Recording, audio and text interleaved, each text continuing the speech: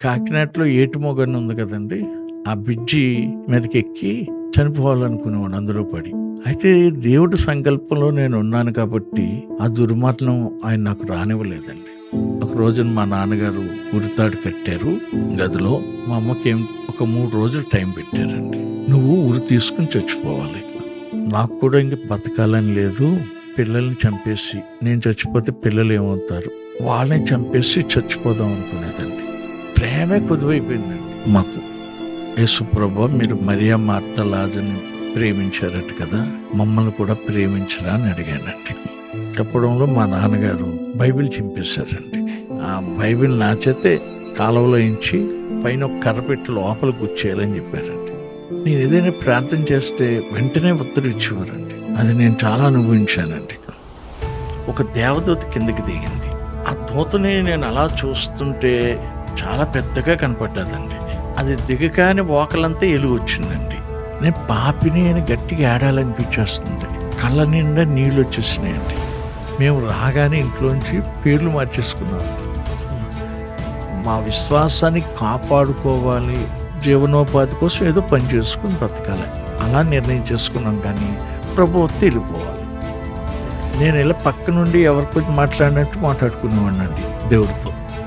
RRK మూర్తి గారు అనే దైవ సేవకుడు వాక్యం చెప్పేవారండి విశ్వానిలో. మా సాక్ష్యం అంతా ఇని తండ్రి అమ్మేశాడు, ఏసై కొనుక్కున్నాడు అని టైటిల్ పెట్టి ఆయన పత్రిక ఉండేదండి స్పందన. అందులో సీరియల్గా అలా వేసేవారండి. అంతగా మమ్మల్ని సత్యంలో ప్రతిష్ఠించారండి. ఆ రోజులు ఏమీ తెలియదు, డినామినేషన్ సంగతులు తెలియదండి. నాకు ఇప్పటికీ ఆశ్చర్యమే, ఇలా నన్నే ప్రేమిస్తున్నారా, అందరినీ ప్రేమిస్తున్నారా. ఇంకప్పటి నుంచి యేసుప్రభే తండ్రి, యేసుప్రభే బంధువు, యేసుప్రభే నా స్నేహితుడండి. నాకు స్వరం వినిపిస్తుందండి, నా కుమారుడా నా పని చేయి. అప్పుడు పీల పరంజ్యోతి గారు ఏం చేశారంటే అండి, స్టేజ్ మీద ఆ ఇంట్లోకి ఆయన పక్షవాయుతో ఉన్నాడండి. నేను వెళ్ళానండి. వెళ్ళి పేతురు గారు యోహాన్ గారు చెప్పినట్టు చెయ్యట్టుకుని ఏసునామంలో లెగు అన్నానండి. లిగిసిపోయాడండి. లేపాక ఇలా నడిపించుంటే నడిచేస్తున్నాడండి. ఆ మీటింగ్లో నేను వాక్యం చెప్పానండి. చెప్పి ఆఫ్టర్ గారికి పిలిచానండి. ఒక 31 మంది లేచి వచ్చారండి. అసలు మీరు పరిశుద్ధాత్మను ఎలా పొందుకున్నారు, ఆ అనుభవాన్ని కొంచెం చెప్తారా?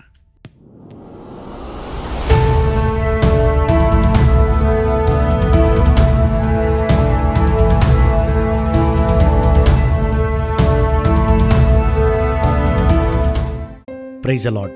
ఈరోజు మన క్రిస్టియన్ పాడ్కాస్ట్ తెలుగు ఛానల్లో లివ్ ఫర్ ద లార్డ్ అనే సిరీస్ ద్వారా ఎపిసోడ్ 3కి అతిథిగా వచ్చిన వారు దైవజనులు ఇసుకపల్లి సుధాకర్ గారు. ప్రేమే కుదువైన ఒక యవనస్తుడు. తండ్రి ప్రేమ లేదు, బంధువుల ప్రేమ లేదు, జీవితం పైన ఆశ కూడా లేదు. చావే పరిష్కారం అనుకున్న ఆ యవనస్తుడు ఒకరోజు మోకాళ్లపై నిలబడి యేసుప్రభుని ఇలా అడిగాడు, యేసుప్రభువా, మీరు మార్తా మరియా లాజర్ను ప్రేమించారట కదా, మమ్మల్ని కూడా ప్రేమించగలరా అని. ఆ ఒక్క ప్రార్థన అతని జీవితాన్ని, అతని కుటుంబ పరిస్థితుల్ని పూర్తిగా మార్చేశాయి. ఆప్యాయతే కరువైన ఆ యవనస్తుడు అనేకులకు ఆత్మీయ నాయకుడిగా ఎలా మారాడు? అదే ఈ ఎపిసోడ్ 3. ఈ పాడ్కాస్ట్లో ఆయన సాక్ష్యంతో పాటు అనేక ప్రశ్నలకు అనుభవపూర్వకమైన సమాధానాలు వినబోతున్నాం. కాబట్టి ఆలస్యం చేయకుండా దైవజనులు ఇసుకపల్లి సుధాకర్ గారిని ఆహ్వానిద్దాం. వందనాలండి. యేసుక్రీస్తు నామములో నా హృదయపూర్వక వందనాలు మీకు కూడా. ఓకే అండి. మేము పిలవగానే మా ఆహ్వానాన్ని మన్నించి మరి పాడ్కాస్ట్కి రావడానికి ఒప్పుకున్నందుకు చాలా థ్యాంక్స్ అండి. నేను కూడా ఇక్కడికి వచ్చినందుకు చాలా సంతోషిస్తున్నానండి. అయితే ముందుగా మీ సాక్ష్యాన్ని పంచుకోండి, తర్వాత మనం మిగతా విషయాలు మాట్లాడుకుందాం. అలాగండి. నాకు 20 సంవత్సరాల వయసు వచ్చే వరకు దేవుడు ఎవరో తెలియదండి. ఓకే అండి. మా నాన్నగారు నాస్తికుడు, మా అమ్మగారేమో విగ్రహారాధికురాలు. ఓకే. మా తల్లిదండ్రులకి నేనే మొదటండి. నాకు 2 తమ్ముళ్ళు, 2 చెల్లెళ్ళు ఉన్నారు. మా నాన్నగారు నేను ఎప్పుడు అనుసరించేవాడిని కాదండి. ఓకే అండి. ఆయనకున్న వ్యసనాలను బట్టి, ఆయనకి త్రాగుడు అనే ఒక వ్యసనం ఉంది, వ్యభిచారం అనే కూడా వ్యసనం ఉందండి. దాన్ని బట్టి మా అమ్మ కూడా చాలా మానసికంగా బాధపడుతూ ఉండేదండి. ఓకే. ఆయన గురించి వాటికి ఆయన పూర్తిగా బానిస అయిపోయారండి. తాగకపోతే షివరింగ్ వచ్చేస్తుందని వారు. మా నాన్నగారు దేనికి మొక్కరండి, ఇంకా ఆయన పూర్తిగా నాస్తికులే. అవునండి. కానీ మా అమ్మ విగ్రహారాధన చేసేది, నేను మా అమ్మను అనుసరించేవాడిని. ఓకే. ప్రతి గుళ్ళకి వెళ్ళేవాళ్ళం. కాకినాడ నాది. ఓకే. ఆ దేవాలయం వీధులు అన్ని గుడులకి వెళ్ళేది. ఆమెతో నేను వెళ్ళేవాడిని అండి. మా అమ్మకి కూడా పెద్ద ఏం తెలియదండి. వాళ్ళ పెద్దలు చేశారని అలా చేసుకునేది అంతే. ఓకే అండి. తర్వాత మా నాన్నగారికి ఉన్న వ్యసనాలను బట్టి ఆయన కుటుంబ బాధ్యత పట్టించుకోలేదండి. ఓకే. అప్పుడు మేము చాలా ఆర్థిక ఇబ్బందులు పడేవాళ్ళం. మ్మ్. మా అమ్మమ్మ తాతయ్య ఉన్నప్పుడు మాకు చాలా సాయం చేసేవారండి. అమ్మమ్మ తాతయ్య త్వరగా చనిపోయారు. నాకు ఒకే మేనమామ అండి. ఆహా. ఆయన పెద్దగా పట్టించుకునేవాడు కాదండి. ఆయనకు కూడా త్రాగుడంటే లేదు, కానీ వ్యభిచారం అనే వ్యసనం ఉందండి. అందుకని మా అమ్మ అప్పట్లో ఫోన్ లేవు కదండి, ఉత్తరాలు రాసేది, కానీ త్వరగా జవాబు ఇచ్చేవాడు కాదండి. ఆహా. అలా ఇబ్బందులు పడేవాళ్ళం. ఓకే అండి. నేను ఇంకా ఎక్కువ చదువుకోవడానికి లేకపోయిందండి. మ్మ్. అందరూ చెప్పేవారు, ఇలాగెంత ఇబ్బందులు పడుతున్నారు కదా, పిల్లోని ఏదైనా పనిలో పెట్టేయండి అని చెప్పి వాళ్ళ వీళ్ళ మాటిని ఇంకా నేను కూడా పని చేయాలని నిర్ణయం చేసుకున్నానండి. ఓకే అండి. అందుకే నేను 14 సంవత్సరాల వయసులో ఉండే నా చదువు ఎలిమెంటరీ స్కూల్ తోటి ఆగిపోయిందండి. ఆహా.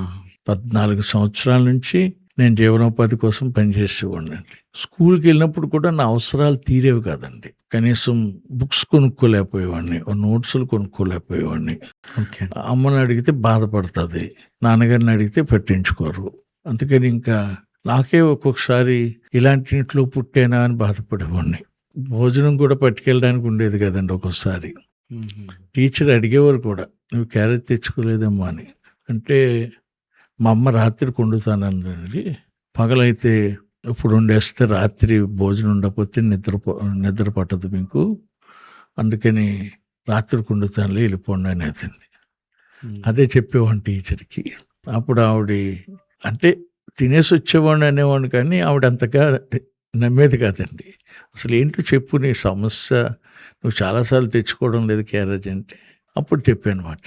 అప్పటి నుంచి ఆవిడ క్యారేజీ తెచ్చి, ఆవిడ తెచ్చుకున్న క్యారేజ్ కొంచెం ఎక్కువ తెచ్చి నన్ను పిలిచి పెట్టేదండి. నేను అప్పటికి దేవుణ్ణి నేను ఎరగను, కానీ దేవుడు నన్ను ఎరుగును కాబట్టి నేను ఎరగనప్పుడు కూడా నాకు ఆయన సహాయం అలా చేస్తుండేవారండి. అప్పుడప్పుడు అవి జ్ఞాపకం చేసుకుని దేవుని చాలా స్తుతిస్తానండి, నా పట్ల ఎంత శ్రద్ధ తీసుకున్నావు ప్రభు అని. తర్వాత మా నాన్నగారికి ఉన్న వ్యసనాలను బట్టి ఆయన కొన్ని రోజులు ఇంటికి వచ్చేవారు కాదండి, ఎక్కడికో వెళ్ళిపోయేవారు, వచ్చేవారు కాదు. అప్పుడు పడే ఇబ్బందులు అన్నీ కాదండి. ఓకే అండి. మాకు రోజు భోజనం సిద్ధపరచడానికి మా అమ్మ చాలా బాధపడిపోయేదండి. మ్మ్. ఇంట్లో ఉన్న అన్ని సామాన్లు అమ్మేసామండి. మా అమ్మగారికి భూమి ఇచ్చారు వాళ్ళ తల్లిదండ్రులు, అవి మా నాన్నగారు అమ్మేసుకున్నారు. బంగారం వెండి ఇలాంటివి కూడా ఆయనే అమ్మేసుకున్నారు. ఆయన సంపాదించుకున్నది ఆయనకే సరిపోయేది కదండి. ఓకే అండి. అప్పుడు మా అమ్మ ఇంట్లో ప్రతిదీ అమ్మేసిందండి. అమ్మేసి ఎవరో ఒక పక్కన ఇంట్లో వాళ్ళని పిలిచి ఇలాగా అమ్మేస్తాను అని అంటే వాళ్ళు అమ్మి పెట్టేవారండి. ఆఖరికి ఆవిడ కట్టుకునే చీరలు కూడా, అయ్యో, ఆ చీరల అంచులు చింపిచ్చిదండి, కింద అంచు పై అంచు అవి చింపిచ్చి మారులు కొట్టుకు ఎమ్మనేది. వాళ్ళు పట్టుకెళ్తే గీటు పెట్టుకుంటారు కదండి, అలా చూసి ఎండిదే అని అప్పుడు వాటికి డబ్బులు ఇచ్చేవారు. ఒక 50 రూపాయలు, ఓకే. ఒక్కోసారి 40 రూపాయలు, ఒక్కోటి 60 రూపాయలు అలా ఇచ్చేవారు. మ్మ్. అప్పటి రోజుల్లో కేజీ బియ్యం 80 పైసలు ఉండేదండి ఓకే అండి. ఆ టైంలో. కాబట్టి అవి కొన్ని రోజులు వచ్చి అలాగా నేను ఎక్కువ మరణాన్ని ఆపేక్షించేవాడినండి. అయ్యో. ఎందుకంటే నా వయసుకు తగిన పనులు కాదండి అవి, చాలా కష్టపడవలసి వచ్చేది. నేను చేయలేక పడిపోయేవాడు కూడా అండి కొన్నిసార్లు. ఓకే అండి. అప్పుడు ఈ అబ్బాయిని ఎందుకు తీసుకొస్తున్నారు పనికి అనేవాడు ఆ ఓనరు. మ్మ్. అప్పుడు నేను ఇంక కరెక్ట్గా చేస్తానండి, పాడేనండి అనేవాడిని. ఇక నాకు చాలా బాధ కలిగి కాకినాడలో ఏటుమొగని ఉంది కదండి, ఆ బ్రిడ్జి మీదకి ఎక్కి చనిపోవాలనుకునేవాడు. అందులో పడి అయ్యో. అందులో పడిపోయి చనిపోయారనే వార్తలు విని నేను ఇంక అందులో పడిపోతే మంచిది అనుకునేవాడిని. ఓకే అండి. ఎన్నోసార్లు అక్కడికి వెళ్ళిపోయేవాడిని. అయితే దేవుడి సంకల్పంలో నేను ఉన్నాను కాబట్టి ఆ దుర్మరణం ఆయన నాకు రానివ్వలేదండి. సరిగ్గా చనిపోవాలి, ఒకసారి మరణపు అంచులుగాడికి వెళ్ళిపోయాను, ఇంకెలా పడిపోవడమండి. ఓకే అండి. మా అమ్మని, తమ్ముళ్ళని, చెల్లుల్ని దేవుడు జ్ఞాపకం చేసేవాడు. అప్పుడు నాకు అది అర్థం అవ్వలేదు, కానీ ఇప్పుడు అర్థం చేసుకున్నానండి, అది దేవుడే చేసేవాడని. అదే. వాళ్ళ జ్ఞాపకం రాగానే అమ్మ చూస్తామా ఇక్కడ ఏం తెలీదు, నేను కానీ చనిపోతే అమ్మ ఏం చేయగలదు, వీళ్ళు చుట్టూ చిన్నోళ్ళు, వీళ్ళ పరిస్థితి ఏమైపోతుంది అని మళ్ళీ వెనక్కి వచ్చేవాడిని అండి. ఓకే అండి. అలాగా ఆ దుర్మరణాన్ని దేవుడే తప్పించాడండి. తర్వాత మా అమ్మకి రాజేశ్వరమ్మ గారు అని ఒక బాప్టిస్ట్ చర్చి బోధకురాలండి. ఓకే అండి. ఆవిడ టీచర్ కూడా అండి. ఓకే అండి. రిటైర్డ్ అయ్యాక అలాగా బోధ చేసేది. ఓ రోజున ఆవిడ మా ఇంటికి వచ్చిందండి. మా అమ్మకి సువార్త చెప్పింది. ఆవిడ దేవుడి గురించి అన్నీ చెప్పాక ఒకసారి 2 సార్లు కదండి, అలా తరచుగా వచ్చేది. మా అమ్మ వింటుంది, అంగీకరిస్తుంది, ఆవిడతో ప్రార్థనలు ఎక్కిపిస్తుంటే ఆవిడ తరచుగా వచ్చేవారు. అప్పుడు మా అమ్మ తన పరిస్థితి అంతా పంచుకుందండి. మా నాన్నగారికి ఉన్న వ్యసనాలు బట్టి మేము ఎంత బాధపడుతున్నామని చెప్తే, నాకు కూడా ఇంక బతకాలని లేదు, పిల్లల్ని చంపేసి నేను చచ్చిపోతే పిల్లలు ఏమవుతారు, వాళ్ళని చంపేసి చచ్చిపోదాం అనుకునేదండి. విషయం కూడా జాగ్రత్త పెట్టుకుందండి. అయితే మా గురించి ఆలోచించింది, వీళ్ళని చంపేస్తే చచ్చిపోతే గొడవ ఉండదు అనుకుందండి. అదంతా ఆవిడ చెప్తే, అమ్మ నువ్వు అలాంటి పని చేయకు, నాకు 7 ఆడపిల్లలు, నా భర్త ఏమో ఒక స్త్రీని తీసుకుని వెళ్ళిపోయాడు, అలాంటి టైంలో నాకు విక్టోరియా అమ్మగారని ఒక అమ్మగారు సువార్త చెప్పారు, ఆవిడే నాకు ఒక స్కూల్లో టీచర్ జాబ్ ఇప్పించారు, మా పిల్లల్ని హాస్టల్లో జాయిన్ చేశారు, నేనే కానీ అప్పుడు అలా చేసుంటే నా పిల్లల పరిస్థితి ఏమైపోను, నేను దేవుని తెలుసుకున్నాను కాబట్టి ఆవిడ ద్వారా నేను ప్రార్థన చేసుకోవడం మొదలుపెట్టాను, దేవుడు మా పిల్లల్ని దీవించాడు, అందరూ ఉన్నతమైన చదువులు చదివారు, మంచి జాబుల్లో ఉన్నారు, మంచి కుటుంబాలుగా కట్టబడ్డారు, నీకు 3 మగపిల్లలు ఉన్నారు కదా, నీకు 2 కదా ఆడపిల్లలు, నాకు 7 ఆడపిల్లలు, 1 మగపిల్లలు లేడు, అలాంటప్పుడే నేను చనిపోలేదు, మా ప్రభువే నాకు సహాయం చేశారు, కాబట్టి నువ్వు చనిపోవద్దు, అలాంటి ప్రయత్నం ఎప్పుడూ చేయకు, నేను ప్రార్థన చేస్తాను నీ కోసం, నువ్వు ప్రార్థన చేసుకొని బైబిల్ కూడా చదువుకోమని ఆవిడ ఒక బైబిల్ ఇచ్చారండి. అయితే మా నాన్నగారికి ఉన్న వ్యసనాలను బట్టి మా అమ్మ బైబిల్ చదువుతున్నా పెద్ద పట్టించుకోలేదండి. ఆయన ఓకే బైబిల్ చదువుకుంటుంది, ఏదో ప్రార్థన చేసుకుంటుంది అనుకున్నారంతే, చూసేవారు కానీ పెద్దగా అడిగేవారు కాదండి. ఓకే. అయితే మా బంధువులు మా నాన్నగారిని రెచ్చగొట్టారు, ఎందుకు మీ భార్య అందులోకి వెళ్తుంది, మా అమ్మని ఆవిడ ఆదివారం రమ్మంటే వెళ్ళేదండి, ఇంకా వాళ్ళకి అది ఇష్టం అవ్వలేదండి, ఇది తక్కువ కులస్తుల మతం, ఇది మన మతం కాదు, యేసుప్రభు మీద చాలా దుష్ప్రచారాలు ఉన్నాయండి, అప్పుడు ఉన్నాయి ఇప్పుడు ఉన్నాయండి, అలాంటి దుష్ప్రచారాలను వాళ్ళు నమ్మి మన మతం కాదు ఇది, నువ్వు అందులోకి వెళ్ళడం ఏంటని దెబ్బలాడారండి. మా అమ్మ ఒక రోజున రహస్యంగా వెళ్ళి బాప్టిజం తీసుకుందండి. నాకు రక్షణ కావాలండి అని అడిగితే ఆవిడ ఏం చేశారంటే, ఒక రోజు చెప్పి నేను మాస్టర్ గారితో మాట్లాడతాను, ఆయన ఇప్పుడు రమ్మంటే అప్పుడు వచ్చి తీసుకుందిరు కానీ. అప్పుడు ఆవిడ చెప్తే మా అమ్మ ఆసుపత్రికని వెళ్ళిందండి, ఆవిడ దగ్గరికి వెళ్ళిపోతే ఆవిడ బాప్తిజం ఇప్పించేశారు. అయితే మా పెద్ద చెల్లెలు మా నాన్నగారికి చెప్పింది, చెప్పడం వల్ల అన్ని ఏం చేస్తుందో అడుగుతాడు ఆయన, ఆడపిల్లల్ని అడుగుతాడండి, చెప్పేస్తారు కదా అని. మా పెద్ద చెల్లెలు చెప్పేస్తే అది అలా తెలిసిపోయింది ఇంకందరికీ, భార్య నీకు తెలియకుండా మొత్తమే మార్చేసింది, తర్వాత భర్తను కూడా మార్చేస్తుందని. మా నాన్నగారికి 3 అన్నయ్యలండి, అందులో 3 అన్నయ్య చాలా క్రైస్తవులు అంటే చాలా ద్వేషం ఆయనకి. మరి ఏం చూసాడో ఏంటో బాగా ద్వేషించేవాడండి ఆయన. అలా చెప్పి మా నాన్నగారిని రెచ్చగొట్టి, పంపకూడదు చర్చికి, నువ్వు నీ భార్యను ఇప్పుడు స్వాధీనం చేసుకోకపోతే పిల్లల్ని తిప్పేస్తుంది అని చెప్పారండి. చెప్పడంలో మా నాన్నగారు బైబిల్ చింపేశారండి. ఆ బైబిల్ నాచైతే కాలువలో ఇంచి పైన ఒక కర్ర పెట్టి లోపల గుచ్చేయాలని చెప్పారండి. నాకు అప్పటికి యేసుప్రభు వారంటే కొంచెం ఇష్టం అవుతుందండి, ఎందుకంటే మా అమ్మ చెప్తుంది, ఆవిడ ఏమొచ్చి చెప్పినా నాకు చెప్పేదండి. నేను పనికి వెళ్ళేవాడిని, ఆ పని నుంచి వచ్చాక భోజనం చేసేటప్పుడు ఏదో చెప్తుండేదండి. ఒక రోజున మరియా మార్తా లాజరు గురించి చెప్పిందండి, వాళ్ళని యేసుప్రభు చాలా ప్రేమించాడని. నాకు కొదువు అదేనండి, ప్రేమ లేదు, బంధువుల ప్రేమ మాకు లేదు, ఎందుకంటే మేము వాళ్ళందరికంటే తక్కువలో ఉన్నాం కాబట్టి. మా నాన్నగారికి ఉన్న వ్యసనాలు బట్టి ఆయన మమ్మల్ని ప్రేమించేవారు కాదు, మా అమ్మకున్న మానసిక చింతన బట్టి, మా నాన్నగారు ఎలా ఉండడాన్ని బట్టి, ఆమె కూడా మాతో ఎలా ఉండాలో కూడా ఆమెకి తెలిసింది కదండి. ఆమె ఎప్పుడు దిగులుగా ఉండేదండి, కొంచెం అనారోగ్యంగా కూడా ఉండేదండి. ఏమి అనారోగ్యం అంటే ఏదో రోగం రాలేదు కానీ అలా నీరసంగా బాధపడతా, అంటే ఆమె సరిగ్గా తినేది కూడా కదండి, మాకు పెట్టితే చాలు అనుకునేదండి. ఆమెను పట్టించుకోవడానికి ఎవరు లేము, నేను చూడదు పనికి వెళ్ళిపోయేవాడిని. తమ్ముడు చెల్లినేమో స్కూల్కి వెళ్ళేవారండి. అతను అలా ఒంటరిగా ఉండిపోయి బాధపడతా ఎప్పుడు నీరసంగా అలా పడుకుని ఉండటం అలా చేసేది. ఓకే. ప్రేమే కొదువైపోయిందండి మాకు. నాకు అనిపించింది యేసుప్రభు ఆ కుటుంబాన్ని బాగా ప్రేమించారట కదా, మనల్ని ప్రేమించమని అడుగుదాము అనుకున్నానండి. రాత్రి పడుకునే ముందు ప్రార్థన చేసుకోవాలనిపించింది. నా పక్క దగ్గరే మోకాళ్ళు వేసుకుని, యేసుప్రభు మీరు మరియా మార్త లాజర్ని ప్రేమించారట కదా, మమ్మల్ని కూడా ప్రేమించరా అని అడిగానండి. అప్పటి నుండి ఇప్పటి వరకు ఆయన మమ్మల్ని ప్రేమిస్తూనే ఉన్నాడండి. హల్లెలూయా. ఆ ప్రేమను నేను అలా రుచి చూశానండి. నేను ఏదైనా ప్రార్థన చేస్తే వెంటనే ఉత్తరం ఇచ్చేవారండి. అది నేను చాలా అనుభవించానండి. తర్వాత నాకు అప్పటి నుంచి బైబిల్ చదవాలనిపించేది. బైబిల్ చదవడం మొదలు పెట్టానండి. నాకు మొట్టమొదట ఆ వచనమే నన్ను బాగా తాకిందండి. దేవుడే కదా ఇవన్నీ చేశాడు. నేను అనుకునేవాడిని ఇవన్నీ ఎవరు సృష్టించారు, దేవుడు లేకపోతే ఎలా జరుగుతుంది అని అనుకునేవాడిని. కానీ బైబిల్ తెరవగానే అదే కనిపించిందండి. ఆయనే కదా సృష్టించాడు. నా మైండ్లో ఉండే ఆలోచనలకి ప్రశ్నలకి అందులోనే నాకు ఆన్సర్ దొరికిందండి. ఓకే.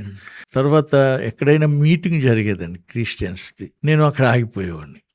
ఆగిపోయి అలా వినేవాడిని. మా అమ్మ అడిగేదండి ఇంత లేటుగా వచ్చేవని. అంటే అక్కడ ఒక మీటింగ్ జరుగుతుందమ్మా, యేసుప్రభు వారి గురించి చెప్తున్నారు, అందుకని అక్కడ ఆగి విన్నాను అనేవాడిని. తర్వాత రోడ్డు మీద యేసుప్రభు సిలువ బొమ్మ వేసండి, ఆ సిలువ మీద ఆయన ఏలాడుతున్న ఫోటో వేసి శుద్ధలతో వేసేవారండి, రోడ్డు తుడిసి. అక్కడ ఒక పాట పాడుతూ ఉండేవారు. నేను అక్కడ కూడా ఆగిపోయేవాడినండి. ఇక ఆ సిలువంకి అలా చూస్తూ ఉండేవాడినండి. దేవుడు మన కోసం ఇంత కష్టపడ్డారు అని. అది మళ్ళీ మా అమ్మకు వచ్చి చెప్పేవాడిని, నేను అక్కడ సిలువ బొమ్మ వేసేదమ్మా చూశాను అని చెప్తే, మన కోసం ఎన్ని కష్టాలు పడ్డారు ఆయన అనేవాడినండి. తెలియకుండానే ఆయన అంటే నాకు చాలా ఇష్టం అయిపోయేదండి. ఓకే. ఆ తర్వాత నుంచి ఇంక నేను గుళ్ళు మానేశాను, విగ్రహాలను మొక్కలేదండి. ఇంకా అవన్నీ నేను ఇడిచిపెట్టేశాను. నేను అభ్యంతరాలు రావడం వలన మా బంధువుల వల్ల మా నాన్నగారు బాగా రెచ్చిపోయారండి. మళ్ళీ ఇంకో బైబిల్ ఇస్తే అమ్మగారు మళ్ళీ చింపేశారండి. మా అమ్మ ఇంకా ఇంకోసారి ఇచ్చిన బైబిల్ని బొట్లో పెట్టి మైలుగుడ్డలు ఉంటాయి కదా పెరట్లో చివరండి, అక్కడ ఒక తాటే బొట్లో పెట్టేది. అక్కడైతే ముట్టుకోరని ఒకసారి మిద్ది మీద పెడితే తీసి చింపేశారు. అందుకని అక్కడ పెట్టిందండి. అక్కడ పెడితే ఇంకా ఆయన కనపడేది కాదు. మళ్ళీ మా అమ్మ ప్రార్థన ఎలా చేసుకునేదంటే ఉదయం లేసి బాత్రూంలో చేసుకునేదండి. అతనిలోకి వెళ్ళిపోయి తలుపేసేసుకుని ఇంకా అలా ప్రార్థన చేసుకుని అప్పుడు వచ్చి ప్రార్థన చేయకుండా ఏ రోజు ఉండేది కదండి. మా నాన్నగారు షెడ్కి వెళ్ళిపోతే మాత్రం బైబిల్ చదివేది. ఆవిడకున్న మొదటి నుంచి అదే క్రమం నేర్చుకుందండి. అదే మాకు నేర్పిందండి. పరలోక ప్రార్థన నేర్పింది. అది చేసేసి అప్పుడు లేకపోనేదండి. ఉదయం లేచి బైబిల్ చూడాలి, బైబిల్ని ముద్దెట్టుకోవాలని చెప్పేది. బైబిల్ని చూసి ముద్దు పెట్టుకునేవాళ్ళం. నాకు బైబిల్ ముద్దు పెట్టుకున్నప్పుడల్లా యేసుప్రభుని ముద్దెట్టుకున్నట్టు ఫీల్ అయ్యేవాడినండి. గట్టిగా కౌగిలించుకునేవాడిని కూడా అండి. యేసయ్యా నాకు నువ్వంటే ఇష్టం అనేవాడిని. తర్వాత ఈయన ఇబ్బందులు పెట్టే కొలది ఇక మేము ఏం చేయడానికి లేకపోయింది. ఎప్పుడు ఆయన నాస్తికుడు, కానీ ఒక కొత్తగా ఫోటోలు తెచ్చి పూజ చేయాలని చెప్పారండి. అప్పుడు తీసేవాడిని. అప్పుడు మా అమ్మ మానగానే బాప్తీసం తీసుకోగానే మళ్ళీ తెచ్చి అవన్నీ మొక్కమంటే ఆయన కోసమే దీపం వెలిగించి ఒక అగరత్తు పెట్టేసి, అంటే ఆయన చూడడానికి వచ్చినప్పుడు చూస్తే వెలుగున్నాయి ఇక్కడ అని అనుకోవడానికి అలా చేసేవాళ్ళం అండి. మమ్మల్ని విగ్రహాల గుడుగులకు తీసుకెళ్ళేవాడండి. తీసుకెళ్ళి ఆయనకి ఇష్టం ఉండదు అసలు, ఆయన చేయడు, కానీ మా చేత మాత్రం చేయించాలనుకునేవాడు. వాళ్ళ అన్నయ్యల మాటలు, వాళ్ళ బంధువుల మాటలని అక్కడికి నన్ను తీసుకెళ్తే ఆయన చాలా క్రూరంగా కొడతారండి. ఒక్కోసారి కొట్టారంటే కోపం వస్తే చాలా భయంకరంగా కొట్టేస్తారు. అందుకు భయంతో దండం పెడుతున్నట్టు అలా నిలబడి కళ్ళు మూసుకుని యేసుప్రభుకి ప్రార్థన చేసుకునేవాళ్ళం అండి. అలాగా తప్పించుకుంటూ ఉండేవాళ్ళం అండి.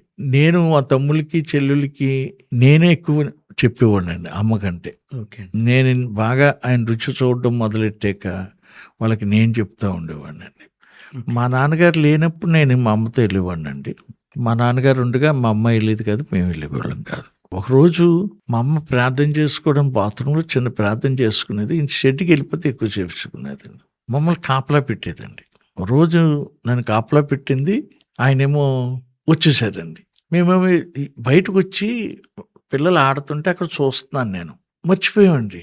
మా నాన్నగారు రిలేటెడ్ మా అమ్మ ముసుగేసుకుని ఉందండి. అప్పుడండి ఆయన చెప్పు మడవ గట్టిగా ఉండేది. అది పెట్టి మా అమ్మ తలంతా ఎంత గట్టిగా కొట్టేశారండి. ఇప్పుడైనా ప్రార్థనలు కంటపడుతండి గోడకు చేయించేవారండి. అంటే నడుము గోడకు పెట్టాలి, అలా కూర్చున్నట్టు ఉండాలండి. అది ఏంచేవారండి. ఏంచి ఎంత హింస పెట్టేవారో. ఒక్కోసారి తిరగరు కూడా తీసుకొచ్చి ఒళ్ళు పెట్టేవారండి. అంత బాధ పెట్టేవారండి. ఆయన ఇంటికాడ కావాలని ఆమెను హింసించడానికి ఒక శాడిస్ట్ లాగే పనిచేసేవారండి. ఆయన హింసించాలని ఎంత భయంకరంగా షెడ్డికి వెళ్లకుండా ఉండి అలా బాధ పెట్టేవారండి. తర్వాత ఇంకోసారి కంటపడిపోయిందండి ప్రాంతంలో. అప్పుడు జుత్తుకు వస్తారండి ఇక్కడికి. అయ్యో, కత్తి తీసుకొచ్చి కట్ చేసేసారండి. ఈసారి అలా కాదు, నీకు సువార్త చెప్పిన ఆ రాజేశ్వరమ్మని నిన్ను కూడా గుండు గీసేస్తాను. మీ యేసుప్రభుని గాడిద మీద తిప్పారు కదా, అలాగే మీ ఇద్దరిని ఒక గాడిద ఎక్కించి పిఠాపురం అంతా తిప్పుతానన్నారు. అప్పుడు మేము పిఠాపురం వచ్చేసామండి కాకినాడ నుంచి. ఓకే. అప్పుడు ఆవిడ కూడా రప్పించి ఇద్దరిని తిప్పి మీ చర్చిలో అక్కడే నీకు సిలువేస్తానన్నారు. మీ యేసుప్రభుకి వేసారు కదా, అలాగే నీకు సిలువేస్తాననేవారండి. అంత క్రూరంగా హింసించేవారండి. మా అమ్మ రాజేశ్వరమ్మ గారి ఇంటికి వెళ్ళినప్పుడు అండి, మా అమ్మని చూసి ఆవిడ ఏడ్చిందండి. ఏంటి రాజ్యం ఇలా అయిపోయో అంటే, ఇలా బాధ పెట్టేస్తున్నారండి, ఈ ప్రార్థనలో కంట పెడితే ఇలా చేస్తున్నారు.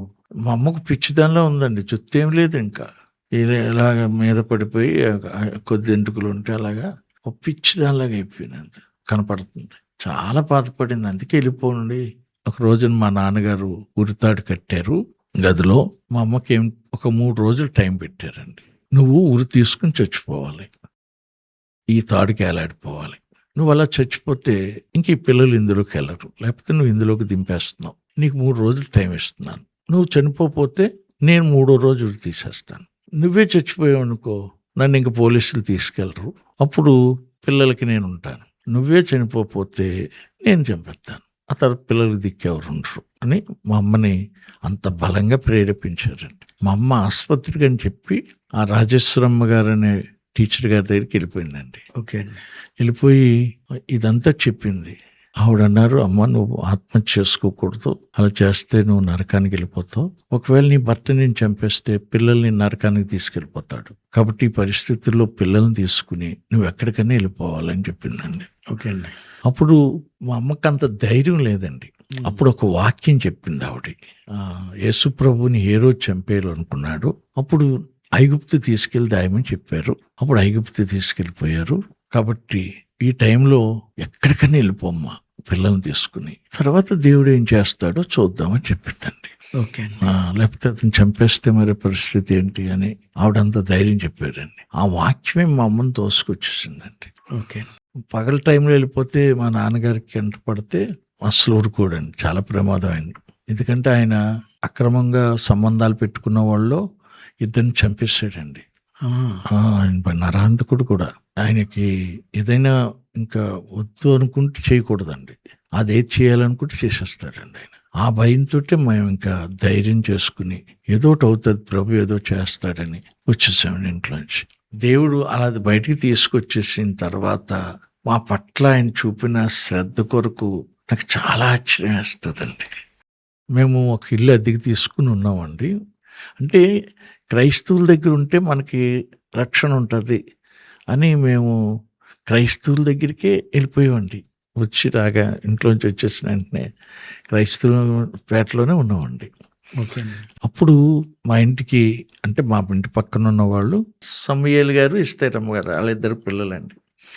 వాళ్ళు ఏం చేశారంటే, దేవుడు వాళ్ళకి మంచి ఇల్లు ఉందండి టౌన్లో, మేడ, అది మానేసి తాటేకింటికి వచ్చారండి. దేవుడు అటండి 2 సార్లు తాటేకింట్లో ఉన్నట్టు దర్శనం ఇచ్చారట. భార్యకి చెప్పారటండి, ఏంటి మనం తాటేకింట్లో ఉంటున్నాం, ఒకసారి వచ్చింది తగ్గించుకోమన్నారా దేవుడు అనుకున్నారటండి. మళ్ళీ 2వ సారి దర్శనం వచ్చిందట. అప్పుడు దేవుడిని అడిగితే పరిశుద్ధాత్ముడే ప్రేరేపించాడటండి, మీరు అక్కడ వెళ్ళిపోమని. ఈ ఇంటి, మేమున్న ఇంటి పక్కకే వాళ్ళు వచ్చేసారు. ఆ తర్వాత మేము వెళ్ళామండి.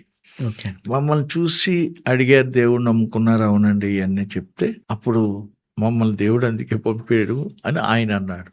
ఓకే. అందుకని మేము ఇక్కడికి వచ్చాం. ఎందుకు వచ్చామో అని ప్రార్థన చేసేవాళ్ళం. అప్పుడు మీరు వచ్చారు, వీళ్ళ కోసమే చెప్పారు దేవుడు అని. మీకోసమే మమ్మల్ని ఇక్కడ తీసుకొచ్చాడు దేవుడు. మాకు దర్శనం ఇస్తేనే ఇంట్లోకి వచ్చాం. దేవుడు దర్శనం ఇచ్చాడు మీకోసం.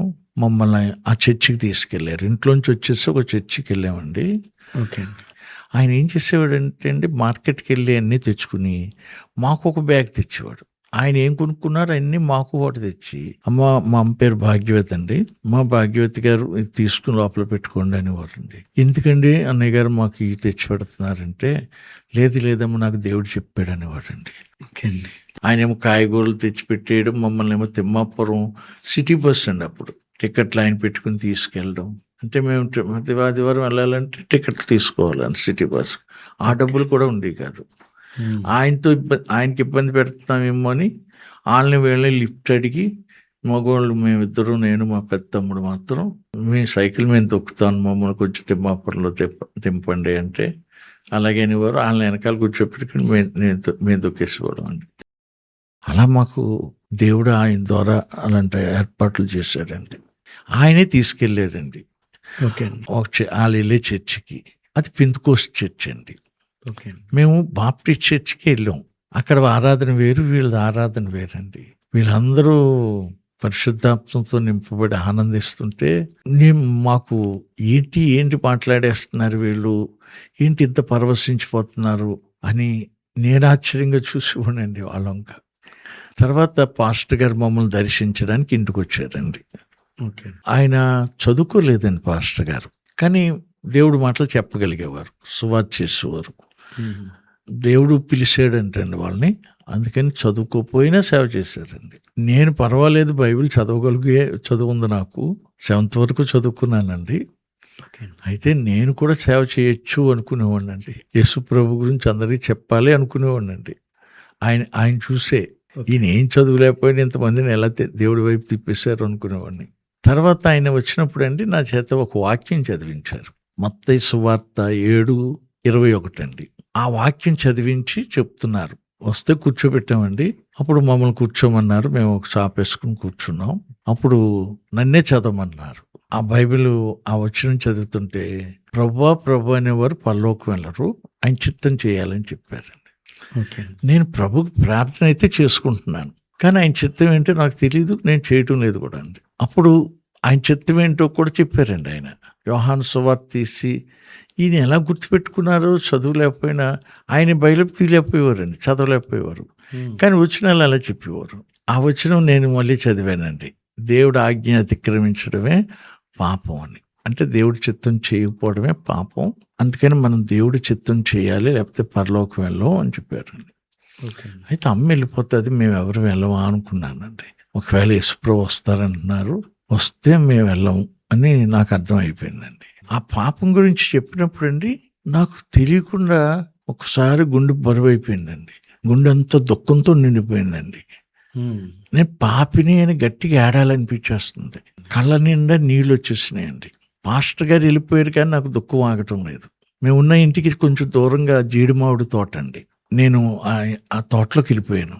ఆయన వెళ్ళిపోయిన వెంటనే అక్కడ కొమ్మలన్నీ ఇలా కిందకు వంగిపోయి ఉంటే అలాంటి చోట దూరి అందులో ప్రార్థన చేసుకున్నానండి. నేను అప్పటి వరకు పాపినే ప్రార్థన ఎప్పుడు చేయలేదండి. నేను మంచివాడిని అనుకునేవాడిని అండి. నన్ను కూడా అందరూ అనేవారు, మీ అబ్బాయి చాలా మంచివాడమ్మా అని మా అమ్మతో అనేవారండి. ఎందుకంటే మా అమ్మకి చాలా హెల్ప్ చేసేవాడినండి. మా అమ్మ నీరసంగా ఉంది, ఏం చేయలేదని నేనే ఇల్లు తుడిచేవాడిని, ఒకళ్ళు తుడిచేవాడిని, లేవగానే పక్కలన్నీ మడతెట్టేసేవాడిని, ఇలాంటి పనులన్నీ ఇంట్లో అన్నీ చేసేవాడిని. చాలా తర్వాత ఎవరితో ఆడేవాడిని కాదు, ఎవరితో ఫ్రెండ్షిప్ చేసేవాడిని కాదు.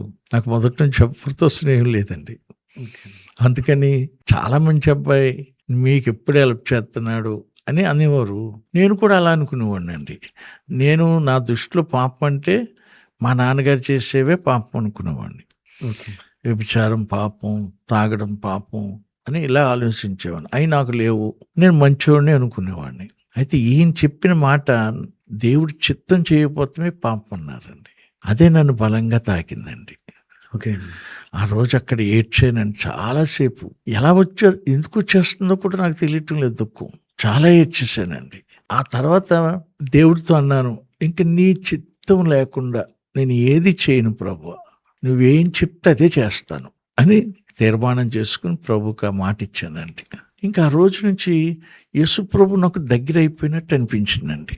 ఓకే. నాతోటే ఉంటున్నాడు అనిపించేసిందండి. ఇంకా తర్వాత నేను కూడా మనస్ఫూర్తిగా ప్రార్థన చేసుకోవడం, నన్ను క్షమించేసాడని కూడా నాకు అర్థమైందండి. ఇంకా ఆ రోజు నుంచి దేవుడికి చాలా దగ్గర అయ్యానండి నేను. యోహాను రాసిన మొదటి పత్రిక 1:7 ఉంది కదండి, ఆయన వెలుగులో ఉన్న ప్రకారం మీరు వెలుగులో నడిచిన ఎడల మీకు ఆయనకి అన్యోన్యమైన సావాసం కలుగుతుందని. నిజంగా ఇంకా అక్కడి నుంచి నా దగ్గర ఉన్నట్టే ఫీల్ అయ్యేవాడినండి.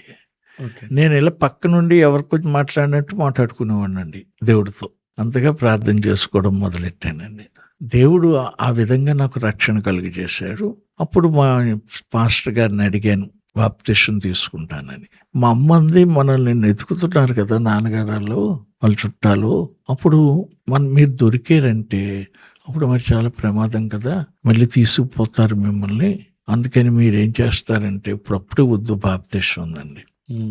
లేదమ్మా, నేను దేవుడి చిత్తమే చేస్తాను, ఏదోటి అవుతుందిలే, నేను మాత్రం బాప్తిసం తీసుకోవాలని చెప్పానండి. అప్పుడు మా పాస్టర్ గారు చెప్తే, మా పాస్టర్ గారు చదువు లేదండి, ఆయనకు ఇంకో పెద్ద పాస్టర్ గారు పైన ఉన్నారండి.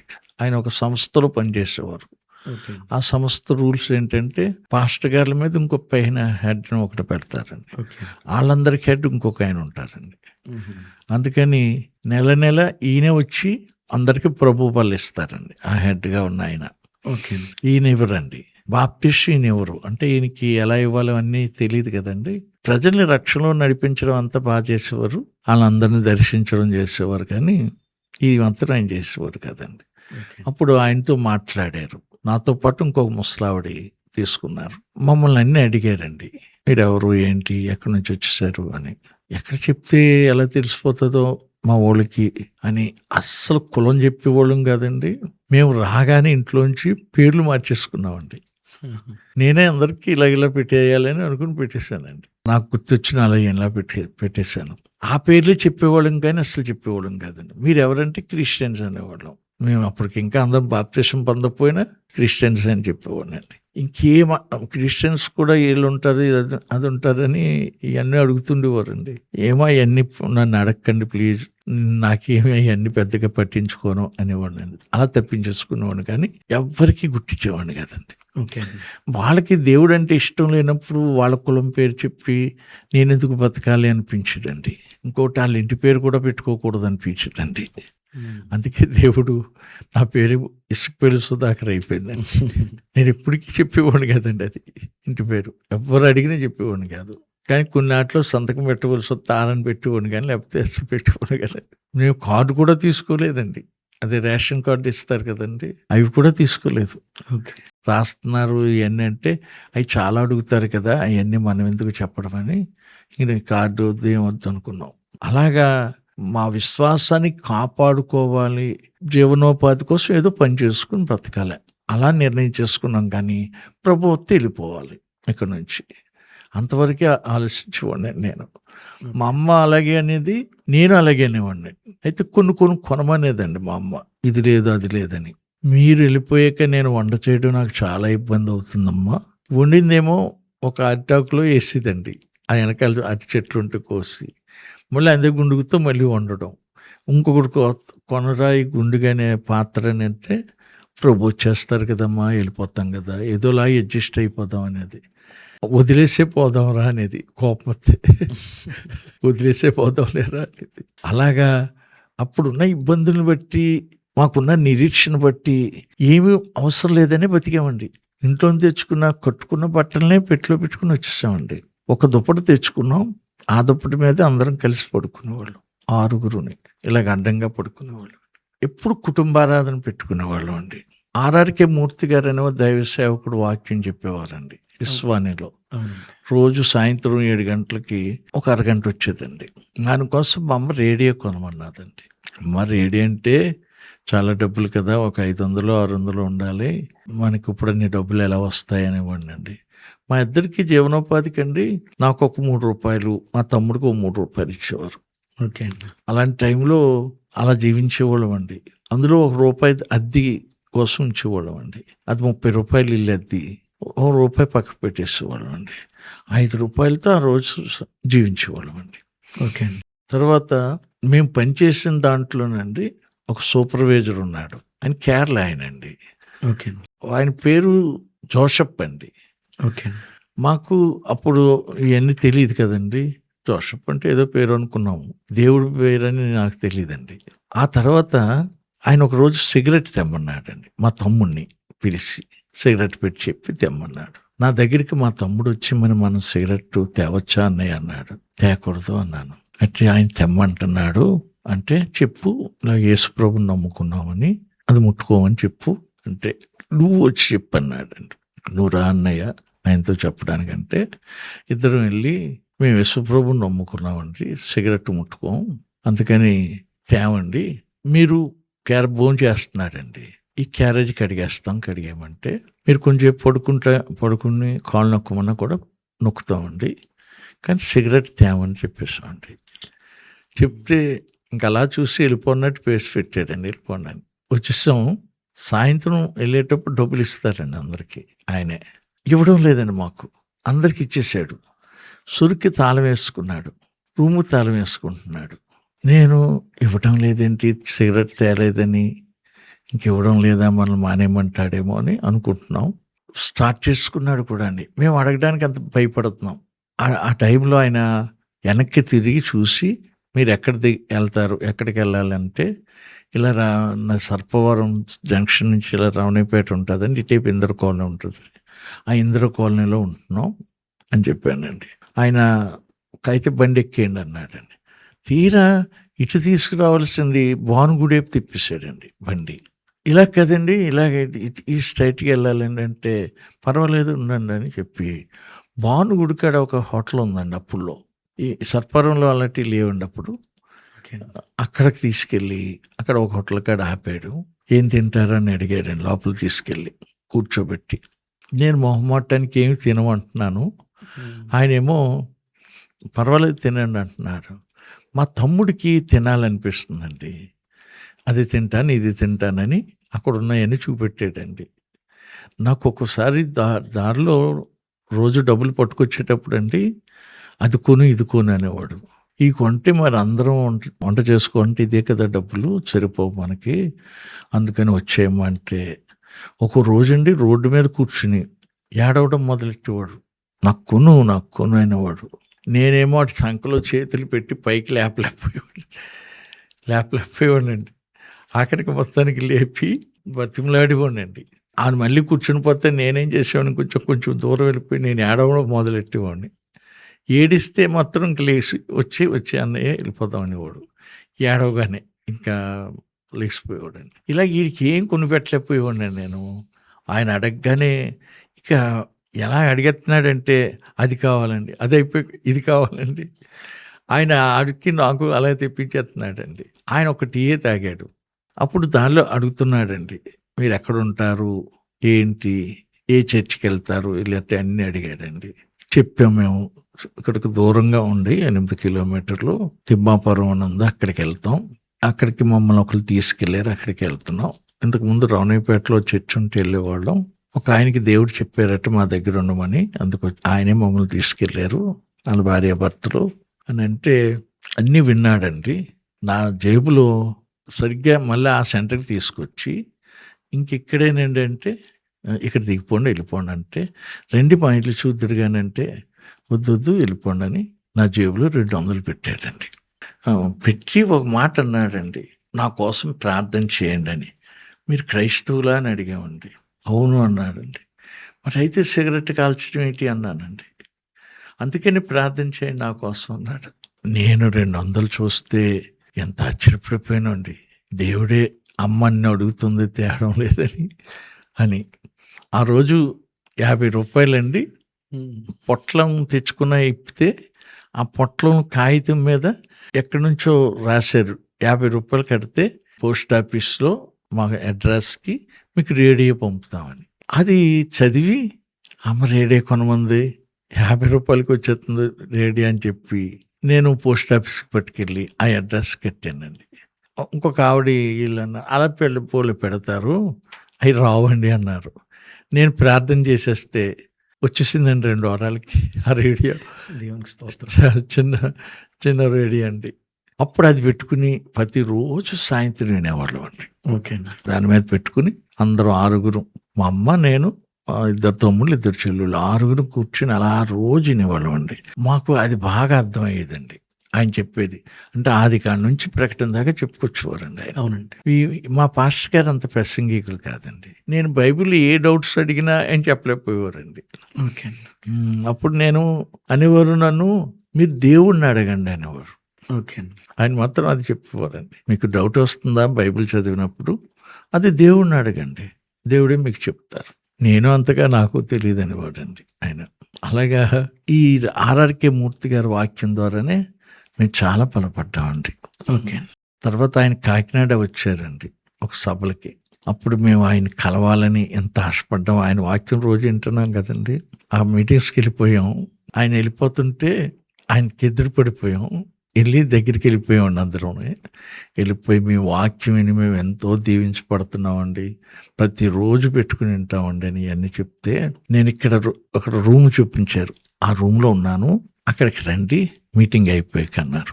రూమ్కి వస్తే మమ్మల్ని చాలాసేపు కూర్చోబెట్టుకుని ఆయనకి తెచ్చి మళ్ళీ మాకు తెప్పించి పెట్టించి చాలాసేపు మాట్లాడారండి. ఆయన ఎక్కడో ఉంటారు కాబట్టి నిజం చెప్పేసామండి, ఇలా వచ్చేసాం, ఇది క్యాస్ట్ ఇలాగా ఇప్పుడు వాళ్ళకి దొరకకుండా ఉంటున్నామండి అని చెప్తే, ఆయన ఎంత తెగించి ఇంత ధైర్యంగా వచ్చేసారు మీరు అని చెప్పి ఆయన కూడా చాలా ఆశ్చర్యపడ్డారండి. ఆయన ఓ రోజు మా నాన్నగారికి తాగడానికి డబ్బులు లేకపోతే మా తర్వాత తమ్ముడిని, ఆ తర్వాత తమ్ముడిని ఒక మిల్లులో డబ్బులకి ఇచ్చేసారండి నాన్నగారు. మా సాక్ష్యం అంతా విని, తండ్రి అమ్మేశాడు, ఏసై కొనుక్కున్నాడు అని టైటిల్ పెట్టి ఆయన పత్రిక ఉండేదండి స్పందన అని, అందులో సీరియల్గా అలా వేసేవారండి మా విషయాలు అన్నీ అడిగి రాయించుకున్నారు. ఆయనతో వచ్చిన ఒక ఆయన చేత రాయించారండి. చాలా విషయాలు చెప్పాం. అదే ఆయన ఇలాగ అడిగారండి. అడుగుతుంటే అన్నీ చెప్పేస్తే అవన్నీ రాయించుకుని అందులో వేసారండి. తండ్రి అమ్మేశాడు, ఏసై కొనుక్కున్నాడు అని టైటిల్ పెట్టి రాశారండి. అలాగ దైవ సేవకులతో కలవాలని, దైవ సేవకులు వర్తమానాలు వినాలని ఎక్కడైనా జరుగుతాయండి. కానీ మేము ఎప్పుడైతే పెంతెకోస్తు చర్చికి వెళ్ళామండి, అప్పుడు బాగా సత్యం అర్థమైందండి. అంటే బాప్టిస్ట్ చర్చిలో అని చెప్పేవారు కాదు, పెంతెకోస్తు మీటింగులకి తీసుకెళ్లారండి ఈయన, మా పాస్టర్ గారు. ఒకరోజు ఆ పెద్ద ఆయన చెప్పిన మాటలు విన్నానండి నేను, అన్యాచారాలు చేయకూడదని. మా పాస్టర్ గారు చేసేవారండి, కానీ మేము చేసేవాళ్ళం కాదు. మా చెల్లెళ్ళిద్దరికీ కూడా ఎవ్వరికీ తెలియనివ్వలేదు. పాస్టర్ గారు కూడా అంటున్నారు వచ్చి, అలా చేయకూడదు, ఒక మీటింగ్ లాగన్నా పెట్టుకోవాలి అంటున్నారు. వద్దండి, అప్పుడు ఎర్నిస్ట్ అయ్య గారు చెప్పారు కదా, ఆ పెద్ద ఆయన, వీళ్ళందరికీ పెద్ద లీడర్ అండి ఆయన. ఓకే. అప్పుడు ఆయన చెప్పారు, నేను విన్నాను, అందుకని మేము చెయ్యమండి అన్నాను పాస్టర్ గారితో. ఏం చెప్పినా చేయమండి అన్నాను. అసలు ఎవరికి తెలియదండి, మా పాప కూడా ఎవరికి ఇలాంటివి తెలియదండి. అంటే ఒకసారి విన్నానంటే క్యాచ్ చేసుకోండి అండి ఆ మాటని, ఇంకా అది పట్టుకుని ఇచ్చిపెట్టుకోండి కాదు, కానీ రిఫరెన్స్లు మాత్రం బాగా చదివివ్వండి అండి. వాళ్ళు ఏ రిఫరెన్స్ చెప్పినా ఒక పేపర్ మీద రాసుకుని మళ్ళీ ఇంటికి వచ్చి చదువుకుని ఇంక అందులో మమ్మల్ని ప్రతిష్ఠించేసుకున్నామండి. ఇంక ఇలాగే ఉండాలి మనం అని. రోజు మా పాస్టర్ గారి ఇంటికి వచ్చారండి. పెద్ద ముగ్గు కాదని చిన్న ముగ్గు వేసింది మా అమ్మ, ఒకట్లో నీళ్ళు చల్లి. ఆ ముగ్గు చూసి ఆవిడ, అమ్మ మనం అలుక్కోవాలి, కల్లాపులు వేసుకోవాలి, కానీ బూడిద రాకుండా ముగ్గు పెట్టకూడదు అన్నారు. మాకు ఎవరు చెప్పలేదండి, తెలీదు మాకు అని మా అమ్మ ఆవిడ ఎదురుగుండానే చీపు పట్టుకొచ్చి ఒక జగ్గుతో నీళ్ళు తెచ్చి ఆ ముగ్గు మీద పోసి తుడిసేసిందండి. తుడిసేస్తే ఇంకప్పటి నుంచి మళ్ళీ పెట్టలేదండి. దేవుడు అంతగా మమ్మల్ని సత్యంలో ప్రతిష్ఠించాడండి. ఆ రోజులు ఏమీ తెలియదు, డినామినేషన్ సంగతులు తెలియవండి. ఇన్ని డినామినేషన్లు ఉంటాయి ఇవన్నీ అప్పటికి తెలియకపోయినా మమ్మల్ని దేవుడు ప్రతిష్ఠించాడు. ఒక క్రీస్తు సంఘం ఆయన వచ్చాడండి, మీకు హాస్టల్లో ఇంతాను, మీ పిల్లల్ని చదివిస్తాం, నీకు ఈ జాబ్ ఇప్పిస్తాను, మీరు ఇందులోకి వచ్చేయండి, నేను పాస్టర్ చేస్తాను అంటే, మీ క్రీస్తు సంఘం వాళ్ళు ఏమి వాయించడం లేదు కదా. అక్కడే ఉండేదండి మాకు కొంచెం దూరంలో. వాళ్ళది వాయిద్యాలు వాయించరు, ఏం చేయరు. నేను చూశాను 2 సార్లు మీ చర్చి వైపు, అప్పుడు మీరు చూశాను, మరి మేము చేసినలా చేయడం లేదు కదా, ఇప్పుడు మేము అందులోకి ఎలా రాము అని అడిగానండి. మేము రావండి అంటే మీ పిల్లలు చదివిస్తాం, నీకేమో ఫాస్ట్ జాబ్ నేనే ఇప్పిస్తాను, ట్రైనింగ్లో పంపిస్తాను అంటే వద్దండి అని చెప్పామండి. నేను రక్షించబడిన తర్వాత అండి తమ్ముల్ని చెల్లుల్ని రక్షణలోకి నడిపించాను. నేను వాళ్ళకి అన్ని అవసరాలు తీర్చలేకపోయేవాడిని అండి. అందుకని ఏమనేవాడిని అంటే, నేను భోజనమే పెట్టగలుగుతున్నాను, మీకు అన్ని అవసరాలు తీర్చలేకపోతున్నాను నేను రాజన్నే కష్టపడిన డబ్బులతో, అందుకు మీకు ఏం కావాలో దేవుణ్ణి అడగాలనేవాడిని అండి. అందుకే మా చెల్లి సేబా థామస్ గారండి కచ్చిప్ కూడా చూపించి సాక్ష్యం చెప్పేది. ఈ కచ్చిప్ కూడా సాక్ష్యం ఉంది అనేదండి. ఎందుకంటే అది అడిగేది, అది ఎలా వచ్చిందో చెప్పేదండి. దేవుడు నా కచ్చిప్ కూడా సాక్ష్యం ఉంది, నేను ఏమైనా దేవుడిని అడుగుతాను, ఆయన నాకు అన్ని ఇస్తాడని చెప్పేది. నా విశ్వాసం వాళ్ళకు కూడా వచ్చేసిందండి. నేను ఏదైనా ఇంకా దేవుడిని అడిగేవాడిని. అమ్మ పాత్రలు కొనమంటుంది, ఈ కొనమంటుంది, అవి కొనమంటుంది. ఈ సూపర్వైజర్ గారు అడిగేవారండి మమ్మల్ని, ఏమనంటే ఇవాళ ఈ డబ్బులు సరిపోతాయా అనివ్వరండి. ఇప్పుడు ఇద్దరికి ₹6 ఇచ్చేవారు కదండి, 10 ఎంతో ఇచ్చేవారు. ఇంకా కావాలా అనేవారండి. ఇప్పుడు పనిలోకి వెళ్ళిన మా తమ్ముని చేయించేవాడు కాదండి, అటు చిన్నోడని అటు చేయి పట్టుకుని అలా తిరుగుతూ ఉండేవాడండి కంపెనీలో అన్ని చోట్లకి, చేసేవాళ్ళ దగ్గరికి. అలాగే కానీ ఈ చేత పెద్ద పని చేయించేవాడు కాదండి, తన దగ్గర కూర్చోబెట్టుకునేవాడు కూడా. తర్వాత మమ్మల్ని ఇద్దరిని పిలవడం, ఏదో ఒకటి మాట్లాడడం, డబ్బులు ఇచ్చేటప్పుడు మాత్రం ఎక్కువ డబ్బులు ఇచ్చేవాడు. ఇవి సరిపోతాయా అని అడిగేవాడండి. ఏం చెప్పాలో తెలిసింది కదండి నాకు. మా అమ్మ ఇది కొనమందండి, కొనలేకపోతున్నాం, ఆ డబ్బులు ఇస్తారా అంటే ఇస్తాను, అడగండి అనేవాడండి. అది ఇస్తే మేము అలా ఇచ్చేసేవాళ్ళం అండి, అవి కొనుక్కునేవాళ్ళం అండి. అలాగా జీవించేవండి. ప్రభు మా విషయాల్లో అంత పూచిపడ్డారండి, చాలా శ్రద్ధ తీసుకున్నారండి. నాకు ఇప్పటికీ ఆశ్చర్యమే, ఇలాగ నన్నే చెప్పి ప్రేమిస్తున్నారా, అందరినీ ప్రేమిస్తున్నారా అనుకునేవాడిని అండి. అంత ఆశ్చర్యం పడేవాడిని నేను. ఇప్పటికీ 43 సంవత్సరాలు అయిందండి ఇంట్లోంచి వచ్చేసి. ఇంక మళ్ళీ వెనక్కి వెళ్ళలేదు. ఇంక అప్పటి నుంచి యేసుప్రభే తండ్రి, యేసుప్రభే బంధువు, యేసుప్రభే మా స్నేహితుడండి. నేను ఆ టంగు పెట్టినండి, తెచ్చిన టంగు పెట్టిని ఆ టంగు పెట్టిలో పెట్టుకుని వచ్చేసామండి కట్టుకునే బట్టలు. అది పెయింట్ వేయించి అలా జాగ్రత్తగా ఉంచానండి. అది ఇప్పటికి సాక్ష్యానికి ఎప్పటికైనా అది అలా ఉండాలి అని ఆ టంగు పెట్టిని. చాలా సంతోషం అండి. మీ రక్షణ సాక్ష్యాన్ని వినడానికి ప్రభు మాకు ఎంతగానో కృపనిచ్చారు. నిజంగా దేవుని ప్రేమ ఒక వ్యక్తిని ఆకర్షించుకుంటే అది ఎంతగా కొనసాగుద్దో, ఎంతగా సహకారంగా ఉంటుందో, ఎంతగా ఆయన కార్యాలు చేస్తాడో మరి కొన్ని విషయాలు అయితే విన్నాం. అయితే మీరు సేవకి ఎలా పిలువబడ్డారు, ఎలా పిలుపుని కన్ఫర్మ్ చేసుకున్నారు? నేను ఒక సీ ఫుడ్స్ కంపెనీలో పనిచేసేవాడిని అండి. ఓకే. అవన్నీ తయారు చేసి ఫ్రిడ్జ్లో పెట్టినవన్నీ ఒక స్టోర్లో పెడతామండి. చాలా పెద్ద ఏసీ ఎక్కువ ఉంటుందండి. లోపలికి వెళ్ళాలంటే చాలా షూట్లు వేసుకుని లోపలికి వెళ్ళాలి, బూట్లు వేసుకుని. ఇంకా ఒక 1/2 గంట కంటే ఎక్కువ ఉండలేమండి అందులో. ఇవన్నీ పేర్లు ప్రకటనగా సర్దుకొచ్చేవాడిని అండి. అదే నా డ్యూటీ. ఒకసారి పగలు పడేది, ఒకసారి నైట్ పడేదండి. నైట్ డ్యూటీలో మరి ఆ బరువన్నీ తీసుకుని వెళ్ళడం, అన్నీ పేర్చుకోవడం, మళ్ళీ చలి ఎక్కువైపోయి వణుకొచ్చేస్తుంటే అప్పుడు మళ్ళీ బయటకు రావడం, కొంచెం బయట తిరగడం, ఆ తర్వాత వచ్చి చేసుకోవడం అండి. బాధపడేవాడిని అండి. ఏ వర్క్ చేసినా నేను చదువుకోకపోవడం వలన నా ఉద్యోగం అంతా చాలా హార్డ్గా ఉండేదండి. భయంకరమైన బాధపడేవాడిని అండి. దేవుడే చూసాడండి నా బాధ. దేవుడు చూస్తున్నాడులే, ప్రభు ఉన్నాడులే నాకు అనుకునేవాడిని అండి. ప్రార్థన చేసుకుంటే అలాగే చేయగలిగేవాడిని అండి. అంత హార్డ్ వర్క్ అయినా చేశానండి నేను. అయితే ఆ నైట్ కరెంట్ పోయిందండి. కరెంట్ పోతే ఆ రూమ్ తాళాలు తీయకూడదు, వేసిపోతుంది. అందుకని నేను ఆఫీస్ రూమ్లోకి వచ్చి కూర్చుని ప్రార్థన చేసుకుందామని అక్కడ ఒక అట్టుంటే అది వేసుకుని ప్రార్థన చేసుకుంటున్నానండి. కరెంట్ వచ్చి వెళ్దామని. నేను కరెంట్ వచ్చే సంగతి కూడా మర్చిపోయానండి. ఇంక ఇందులో ప్రార్థనలో అలా లేని పరవశం మర్చిపోయానండి. నాకు ఒక స్వరం వినిపిస్తుందండి, నా కుమారుడా నా పని చేయి. నేను మా చర్చిలో ఎవరో ప్రవచిస్తున్నారు అనుకుంటున్నానండి. నేను చర్చిలో ఉన్నానా అనుకుంటున్నానండి. నేను ఇక్కడ ఉన్నానన్న సంగతి కూడా మర్చిపోయానండి. అందుకే కరెంట్ వస్తే ఇంక మళ్ళీ డ్యూటీలోకి వెళ్ళలేదండి, మర్చిపోయానండి అంతలాగా. అప్పుడు కొంత టైంకి ముగించి ప్రార్థన నేను ఎక్కడున్నానా మర్చిపోయాను, కరెంటు పోయింది, మళ్ళీ వచ్చినా నేను డ్యూటీ చేయలేదు అని కంగారు పడుతున్నానండి. అయినా దేవుడు స్వరం వినిపించింది నాకు, కాబట్టి దేవుడు పని చేయాలి అని ఇంకా అది ఆలోచించుకుంటా మళ్ళీ ప్రార్థన మొదలెట్టానండి. ప్రభు, నీ పని చేస్తాను, నన్ను మీరు వాడుకో. జానడు పట్టు కోసం ఎంత కష్టపడుతున్నాను, నీ పనిలో 24 గంటలు చేస్తానన్నానండి. నేను 8 hours 12 hours కూడా చేసి ఉన్నాను ఒక పని అయితే. ఒకసారి ఏమో డబ్బులు చాలినప్పుడు 2 డ్యూటీలు కూడా చేసి ఉన్నాండి. ఎవరైనా మానేస్తే నేను వెళ్ళివ్వండి. ఒకసారి పూర్తిగా పగల పని పెట్టుకుని నైట్ కూడా చేసేవాడిని. ఇంత కష్టపడుతున్నాం కదా జీవనోపాధికి, దేవుడి పని చేయడం అంటే ఎంత భాగ్యం.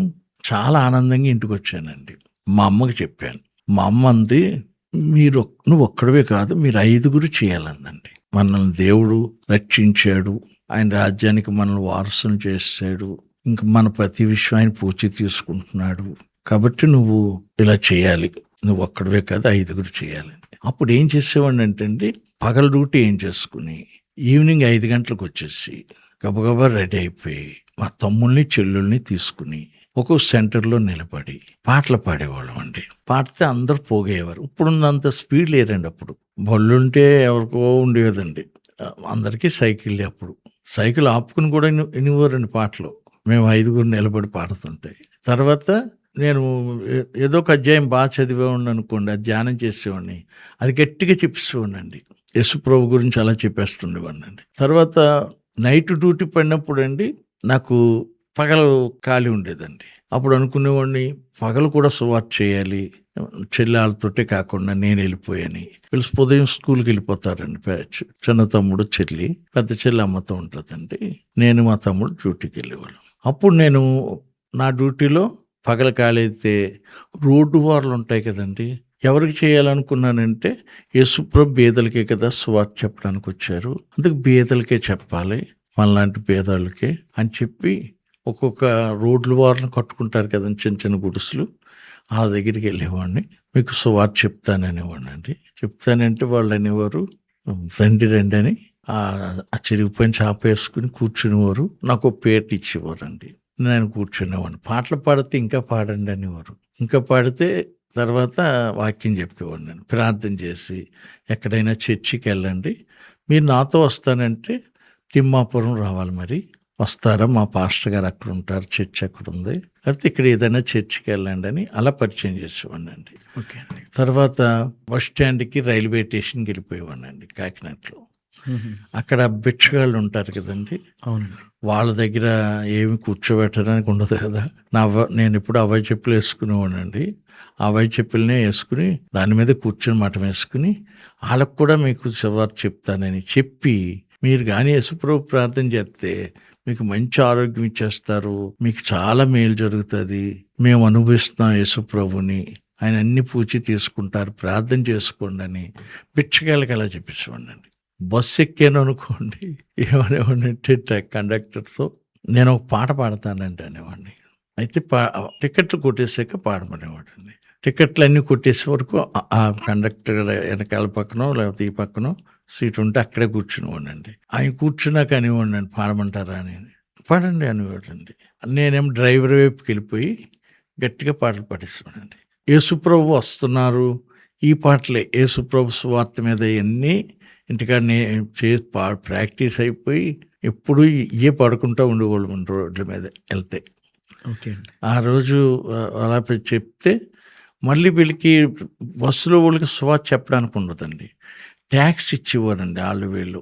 ఆ ట్యాక్స్లు వాళ్ళ దగ్గర తీసుకుని పోగేసి నా బ్యాగులో, అప్పుడు గుడ్డ బ్యాగులు ఉండేయండి, అలాంటి బ్యాగ్ కూడా కొనుక్కుని బైబిల్, పాటల పుస్తకం, ఈ ట్యాక్స్ పెట్టుకుని ఒక్కొక్కరికి ఇచ్చేసేవాడినండి. యేసుప్రభు మిమ్మల్ని ప్రేమిస్తున్నారు, ఇది ఒకసారి చదవండి అని అలా ఇచ్చేసేవాడినండి. అలా ఎప్పుడు ఇంకా సువార్త చేస్తుంటే మా పాస్టర్ గారికి తెలిసిందండి. తెలిసి అప్పుడు మాకు చెప్పారండి, ఇలా చేయకూడదు సువార్త అంటే. దేవుడు నాకు చెప్పాడండి అన్నాను. వినపడతాయి, అలాంటి స్వరాలు వినపడతాయి, దర్శనాలు వస్తాయి అని మాత్రం మీరు పెద్దలు చెప్పినట్టు వినాలి, ఇప్పుడు అంత తొందర పడకూడదు అన్నారండి. నేను ఇంకా మానేసేద్దామంటే మనసు ఒప్పడం లేదండి, ఏదో చోట చెప్పేయాలనిపించేస్తుందండి. ఒకరోజు ఇంకా మానడం లేదని మా అద్దయ్య గారి దగ్గర తీసుకెళ్ళి నా గురించి అంతా చెప్పారండి. అవి నన్ను తీసుకురమ్మన్నారట. ఆయన వెళ్ళాను. సువార్త చేస్తాడట ఈ అబ్బాయి అని అడిగితే, అలాగే అందరికీ చెప్పేస్తున్నాడు కూడా అండి వెళ్ళి అని చెప్పారు. చెప్తుంటే నేను ఇంకా పిలిచారండి నన్ను చాలా గట్టిగా తిట్టారండి ఆయన. మీకు రెక్కలు వచ్చినాయని ఎగురుతున్నావా, ఎందుకు సువార్త చేస్తాం అని చెప్పి, దానికి పిలుపు ఉండాలి, దానికి అభిషేకం ఉండాలి అంటే అవన్నీ కాదు కదండి, మామూలు చెప్తున్నానండి అన్నాను. కాదు నువ్వు మిడిసిపడుతున్నావు అన్నారండి. ఇంకా గట్టిగా తిట్టారు. దాంతో ఇంటికి వచ్చేసాను. నన్ను మా పాస్టర్ గారే తీసుకెళ్ళారండి. పాస్టర్ గారు రమ్మంటున్నారంటే వెళ్ళిపోయానండి. ఎందుకు రమ్మన్నారు అని ఆయన చేత తిట్టించారు. మా అమ్మతో అన్నానమ్మా, పాస్టర్ గారు ఏమన్నా అంటే సరిపోను, పెద్దయ్య గారి దగ్గర తీసుకెళ్ళి తిట్టించారు, మనం సువార్త చేయకూడదట. ఎక్కడ చేస్తావు అని అడిగారు. కాకినాడలో అన్నాను. కాకినాడలో 60 పాస్టర్ గారులు ఉన్నారటండి. అప్పుడు 60 పాస్టర్ గారులు ఉన్నారు. ఇప్పుడు నువ్వు అవసరం అయ్యావా, ఇంకెప్పుడు అలాంటి పిచ్చి పిచ్చి పనులు చేయకంటున్నారండి. ఇక నేను మౌనం అయిపోయి వచ్చేసరి ఇవన్నీ చెప్పి, మన పాస్టర్ గారు తిట్టినా పర్వాలేదు, ఆయన దగ్గర తీసుకెళ్ళి తిట్టించారమ్మా అన్నానండి. అప్పుడు అమ్మ ఇలా అన్నారు ఆయన అని చెప్తే, ఒక టీం వచ్చిందండి, గాస్పెల్ సింగింగ్ టీం ఒకటి, భీమవరం అండి. నేనేం చేశానంటే అండి, నేను చేయకుండా పెద్ద అయ్య గారు గద్దించారు. మా పాస్టర్ గారు గద్దిస్తున్నారు, ప్రభువా నువ్వే వాళ్ళతో మాట్లాడండి అని ప్రార్థన చేశాను. మరి నాకు చెప్పావు కదా, నేను చేయాలంటే వాళ్ళతో మాట్లాడకుండా నేను ఎలా చేస్తాను అని దేవుణ్ణి అడిగితే, ఆయన ఏం చేశారంటే అండి, ఒక సెమినరీ పెట్టారండి వాళ్ళకి, పాస్టర్ గారికి. ఇంకా పెద్ద ఆయన ఎర్నిస్టయ్య గారని, అది మన్నం మినిస్ట్రీ అండి. అప్పుడు వాళ్ళు ఏమన్నారంటే, ఎవరైనా సేవ చేస్తానంటే ఆటంకపరచకూడదు, మీరే చేయాలని అలాంటి స్వార్థం ఉండకూడదు, ఇవన్నీ చెప్పారటండి. ఓకే అండి. ఆ రోజు ఆ మీటింగ్స్ అయ్యాక వచ్చి మా ఇంటికి వచ్చి, బాబు నువ్వు సేవ చేస్తానన్నావు కదా, అందుకని అలాంటి వాళ్ళని ప్రోత్సహించి ట్రైనింగ్ కూడా పంపండి అన్నారట. భీమవరంలో ట్రైనింగ్ అండి. మీరు ట్రైనింగ్ అవ్వండి, అప్పుడు చేద్దరు కానీ సేవ. అందుకని మా అయ్యగారు, పెద్ద అయ్యగారు చెప్పారు. ఆ పెద్ద అయ్యగారు చెప్పినట్టు మీరు ఇలా చేయండి అని అంటే, అప్పుడు నన్ను పంపించారండి పాస్టర్ గారు. నేను వెళ్ళినప్పుడు అండి, ఎవరో టీబీ పేషెంట్ లాగా ఉన్నాడంటే వచ్చాడు అని చెప్పి నన్ను అంటున్నారు. ఇప్పుడు నిన్ను పలానా రూమ్ ఉంది, ఆ రూమ్లో ఉండమంటే మాత్రం ఉండనని చెప్పి, అందులో దెయ్యం ఉందన్నాడండి. నేను ఏ రూమ్ అని అంటే నెంబర్ చెప్పాడండి. అప్పుడు నన్ను ఆ వార్డెన్ పిలిచి అడిగాడు, నిన్ను ఒక రూమ్లో వేస్తాం, ఇంకెవరైనా ఇంకొకరు వస్తే అతన్ని నిన్ను పెడతాం, లేకపోతే ఇప్పుడు ఒక్కడే ఉండగలవా అన్నాడండి. ఉంటానన్నాను. ఇందులోనూ దెయ్యం ఉందట కదండి, ఆ రూమ్ నాకు ఇవ్వండి అన్నానండి. అంటే నన్ను చూసి నవ్వి అది నెంబరు చెప్పానండి. పిల్లలు చెప్పారు అని అంటే, అయితే ఇల్లు అన్నాడండి. వెళ్ళి ఇచ్చాడండి. నేను లోపలికి వెళ్ళిపోయి మోకాళ్ళు వేసి ప్రార్థన చేసుకుంటే ఒక దేవదూత వచ్చిందండి. ఫోన్ వైర్ ఉంటుంది కదండి, ఫోన్లో వైర్, ఆ వైర్ పట్టుకొచ్చి అక్కడ శవం పడుకుందండి. నేను ముందుకి ఇలా మంచం మీదకి తిరిగి ప్రార్థన చేసుకుంటున్నాను. నా కాళ్ళు వెనకాల శవం పడుకుని ఉందండి. శవం ఉంది, పడుకోబెట్టి ఉంది. దూత వచ్చి దాన్ని ఎలాగా అది అంటుంటుంటే అలా చుట్టుకుపోతుందండి. దానికి డోర్ తీసి బయటకు లాక్కుని వెళ్ళిపోయిందండి. అప్పుడు దేవుడు పంపించేసాడు దాన్ని అని నేను చాలా హ్యాపీ అయ్యి ఆ ప్రార్థన ముగించుకుని పడుకుని పోయానండి. ఉదయం లేసాక తలుపు కొడుతున్నారండి, నీకేమైందని. ఏమవ్వలేదు అన్నాను. అంటే మరి నీకేమి విరోచనాలు అవ్వలేదా, జ్వరం రాలేదా, ఇలాంటివన్నీ అడుగుతున్నారు. ఏమీ రాలేదు అన్నాను. నేను ప్రార్థన చేసుకున్నాను, దేవుడు తన దూతను పంపి ఆ దేని పంపించారు అన్నానండి. అంటే చాలా ఆశ్చర్యపోయారండి. ఇంకా అక్కడి నుంచి నా పార్టీ అయిపోయారు వాళ్ళంతా కలిసి. హల్లెలూయా. తర్వాత ఏ పని డ్యూటీలో వేస్తారండి. నేను అన్నాను, ఎవ్వరు చేయని డ్యూటీ ఉంటే నాకు వేయండి, బాత్రూంలో ఎవరైనా వేసారంటే వేయలేను. అయితే నేను అవి అడుగుతానండి, ఎవరైనా పాస్టర్ గారులు వస్తారు కదా పిల్లలకి వాక్యం చెప్పడానికి, ఆ టీచర్లకి పరిచయం చేయమని చేస్తాను, నాకు ఆ డ్యూటీలు వేయండి, 2 వేసినా పర్వాలేదు అన్నాను. కానీ పిల్లల్ని లేపడానికి వార్డెను నన్నే పెట్టేవాడండి. నేను లేపుతుంటే వాళ్ళు చాలా చిరాకు పడేవారండి. నేను అది ఎవరు చేయటం లేదు అని చెప్పాడండి. అయితే అది కూడా నేను చేస్తానులేండి అన్నాను. నీకు ఎన్ని గంటలకు లెగుతావు అంటే 5 గంటల కంటే ముందే లేచిపోతాను ఒక్కోసారి అన్నాను. అయితే వాళ్ళని కొంచెం లేపమ్మా అన్నాడండి. లేపుతుంటే వాళ్ళకి చాలా కోపం వచ్చేసేదండి. నేను ఏమైనా సరే లేపిస్తామండి, వెళ్ళి లేచి ప్రార్థన చేసుకోండి, ఎందుకంటే మా తమ్ముళ్ళని చెల్లెల్ని 5 గంటలకు లేపి 5 నుంచి 6 వరకు మోకాళ్ళ ప్రార్థన చేయించేవాడినండి. ఇలా చేతులు కూడా ఎత్తి ఉండాలనేవాడిని. దేవుడు సహాయం అడిగేటప్పుడు చేతులు ఎత్తాలనేవాడిని. అయితే అంతసేపు ఎత్తి ఉంచలేరు కదండి. ఏదో ఒక అంచుకి చేయిలా ఆనించుకుని అలా పెట్టుకోవాలి, మోకాళ్ళ మీద ఉండి అడగాలనేవాడిని. మా అమ్మని అనేవాడిని, కిచెన్ రూమ్ తాళం వేసేయాలమ్మా, ఎట్టి పరిస్థితుల్లోని ప్రార్థన గంట చేయకపోతే నువ్వు అసలు ఏం పెట్టకూడదు అని చెప్పేవాడిని అండి. ఎందుకురా బాబు వాళ్ళని అంత బాధ పెట్టేస్తావు అనేదండి.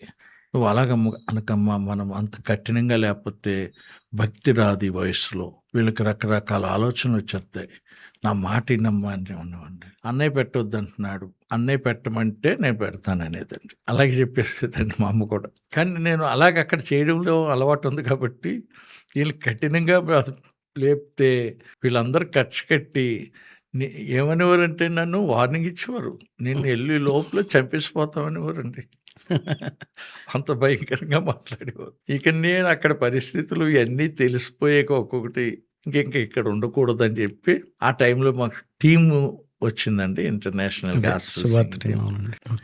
ఈ దీంట్లో ఆ భీమవరంలో మొన్న కాంపౌండ్లోకి వచ్చాను నేను. ఆ టీం అంతా అక్కడే పెట్టుకున్నారు. ఆ టీముని వాళ్ళలో 2 తెలుగు వాళ్ళు ఉన్నారండి. వాళ్ళిద్దరితో నేను మాట్లాడానండి. మీరు ఎలా చేస్తారు, ఇది ఏంటి అని అన్నీ అడిగితే అక్కడ విషయాలన్నీ చెప్పారండి. అయ్యగారు వద్దన్నారు, పెద్దయ్య గారు వద్దన్నారు, ఇప్పుడైనా కాకినాడలో చేస్తే ఒప్పుకోరు కదా, ఇలాంటి టీంలో వెళ్ళిపోతే ఎక్కడెక్కడో తిరిగి సువార్త చేస్తాం, అది ఇంకా మంచిది కదా అని ఆలోచన చేసి టీం లీడర్ని వాళ్ళిద్దరితో చెప్తే వాళ్ళ టీం లీడర్ దగ్గర తీసుకెళ్ళారు.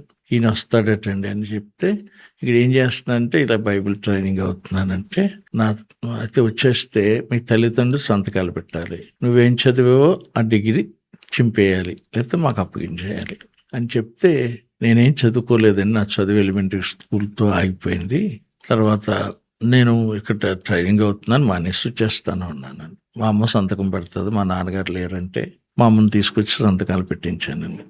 అప్పుడు మళ్ళీ మా అమ్మ పార్వత, మా చెల్లి, నేను వస్తామని చెప్పానండి. 2 కలిసి సరిపోయాడు ఆ టీంలో. మాకు ఇంక పూర్తిగా దేవుడే కదండి ఆధారం. మమ్మల్ని పోషించింది, సంరక్షించింది, మమ్మల్ని కాపాడింది దేవుడే కాబట్టి ఇక దేవుడి కోసమే బ్రతకాలనుకునేవాళ్ళం. మా అమ్మకి అది ఆశ, ఓకే అండి, నాకు అది ఆశ అండి. మా అమ్మ 5గురిని సేవ చేయమన్నప్పుడు మా బంధువు ఒక ఆవిడ పెద్దమ్మ అవుతారండి, నిన్ను చూసుకునే కదా అమ్మ వచ్చేసింది ఇంట్లోంచి, నువ్వు ఇలాగా ఒక టీంలో వెళ్ళిపోవడం ఏంటి, ఇది మంచిది కాదు, ఇప్పుడు వీళ్ళకి ఆధారం ఏంటి అని అంటే, మా అమ్మ నువ్వు అలాంటి మాటలు చెప్పకు, నేను ఆని చూసుకుని రాలేదు, దేవుని చూసుకుని వచ్చేసాను, దేవుడు ఉన్నాడు కదా, ఆయన సజీవుడు కదా, ఆడు వెళ్ళిపోయినప్పుడు మమ్మల్ని చూసుకుంటాడు అందండి మా పెద్దమ్మతో. నువ్వు అని అలాగా ఏమి ఇబ్బంది పెట్టుకో, అలాంటి మాట్లాడితే ఇప్పుడు ఆగిపోతాడు, వెళ్ళిపోవాలని చెప్పిందండి. ఓకే, మేము వైజాగ్లో టీం ఉన్నదండి, నేను పెద్ద చెల్లి ప్యాసింజర్ ఉందండి కాకినాడలో, వైజాగ్ ప్యాసింజర్, పొద్దున్నే దానికి వెళ్ళిపోతున్నాం, ఎక్కేస్తున్నాం. అమ్మ వచ్చింది, తమ్ముడు, పెద్ద తమ్ముడు, చిన్న తమ్ముడు, చిన్న చెల్లి వచ్చారు స్టేషన్కి అండి. నాకు గుండె నిండా తక్కువ ఉందండి, ఎందుకంటే పెద్దమ్మ మాటలు చెప్పింది కదండి, బాధ వచ్చేస్తుంది. కానీ వాళ్ళ ఎదురుగా నేను ఏడటం లేదండి, మా అమ్మ ఏడడం లేదండి, ఓకే అండి, వీళ్ళని కూడా ఏడవడం లేదండి, చక్కగా చెయ్యి ఊపుతుందండి. నేను ట్రైన్ ఎక్కేసాక ఒక్కసారి భయంకరమైన దుఃఖం వచ్చేసిందండి. మా పెద్ద చెల్లి చూసి ఏడుతుందేమో అని భయం వేసి నేను బాత్రూంలోకి వెళ్ళి ఎక్కెక్కి ఏడ్చానండి. తను కంగారు పడిపోయి ఎక్కడికి వెళ్ళిపోయాడు అన్నయ్య అని బాత్రూమ్ తలుపు కొట్టేస్తుందండి.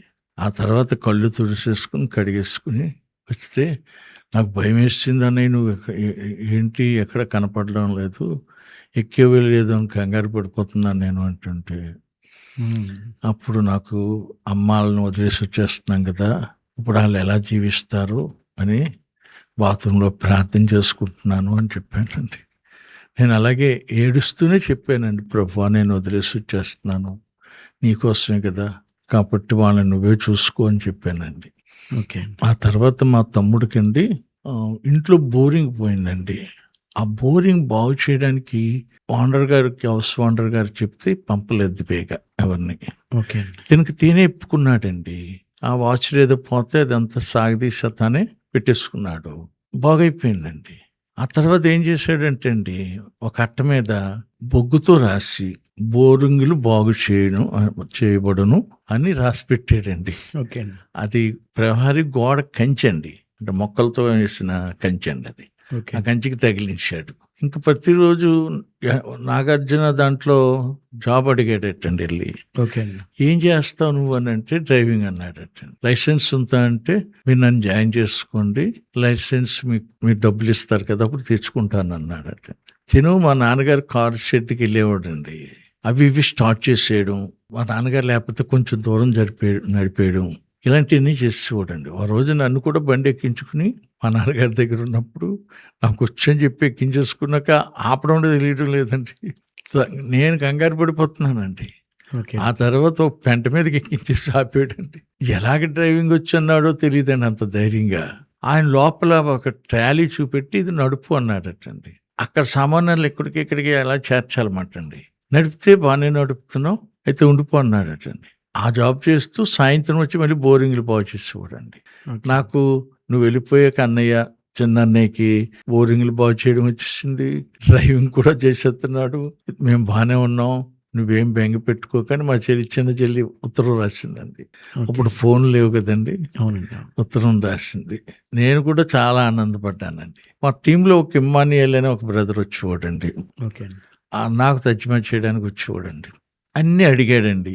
ఏంటి అప్పుడప్పుడు నువ్వు దిగులుగా కనిపిస్తున్నావు, ఏంటంటే ఫ్యామిలీ ప్రాబ్లమ్స్ ఏమన్నా ఉన్నాయా అంటే, అవును ఇద్దరు చెల్లి తమ్ముడు ఉన్నారు, వాళ్ళని నేనే చెల్లిని రోజు స్కూల్లో దిగబెట్టి వెళ్ళేవాడిని, సైకిల్ మీద తీసుకెళ్ళి అప్పుడు పనికి వెళ్ళేవాడిని, ఇప్పుడేమో నేను లేను, తను ఎలా వెళ్తుందా అని ఆలోచన వచ్చి భయం ఏడుస్తున్నాను, అప్పుడప్పుడు భయం వేస్తుంది. ఇక్కడే తమ్ముడు ఒక్కడే లేడు, డ్రైవింగ్ చేస్తున్నాడని రాశారు, మరి ఏమి రాదు కదా, ఎలా ప్రమాదమేమో, చిన్నప్పుడు వచ్చని చెప్పి నన్నేమో బండి మీద తీసుకెళ్లి పడేసాడు, ఇప్పుడు ఏం జరుగుతుంది అని కూడా భయం వేసేస్తుంది. అంతే అండి. చెల్లి ప్రార్థన చేసుకుంటే ఆ స్కూల్లో, గర్ల్స్ హై స్కూల్ అండి, స్కూల్లో ఒక ఇంజనీర్ గారి అమ్మాయి ఒక స్కూటీ లాంటిది కొనుక్కుందండి లోన. ఓకే అండి. నేను దేబెట్టేస్తాను, నువ్వు సిటీ బస్ ఎక్కకు అని చెప్పి ప్రతిరోజు వచ్చి తీసుకెళ్లేదటండి. అది చెప్తే నాకు ఎంతో ఆశ్చర్యం వేసిందండి. తర్వాత ఈ తమ్ముడేమో ఇంకో స్కూల్కి వెళ్తున్నాడు, నేనేమో గర్ల్స్ హై స్కూల్కి వెళ్తున్నాను కదా అని చెప్పిందండి. తర్వాత ఇంత దేవుడు నేను వచ్చేసిన ఎంత శ్రద్ధ తీసుకున్నాడని నాకు బాగా కృతజ్ఞత నిండిపోయింది నా హృదయం.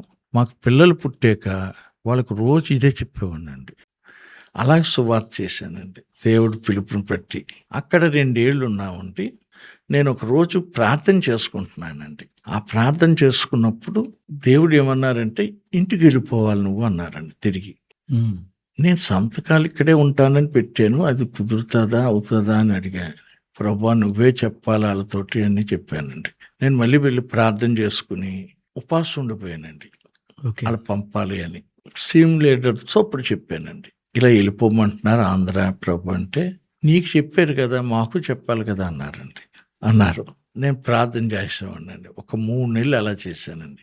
వర్షాకాలం ఈ టీం ఎక్కడ ఉంటుందంటే వారణాసిలో ఉంటుందండి, హెడ్ ఆఫీస్ అక్కడ. ఓకే అండి. అక్కడ 3 నెలలు ఉండిపోయామండి. ఆ టైంలో ప్రార్థన చేసుకుని వీళ్ళకి చెప్పానండి.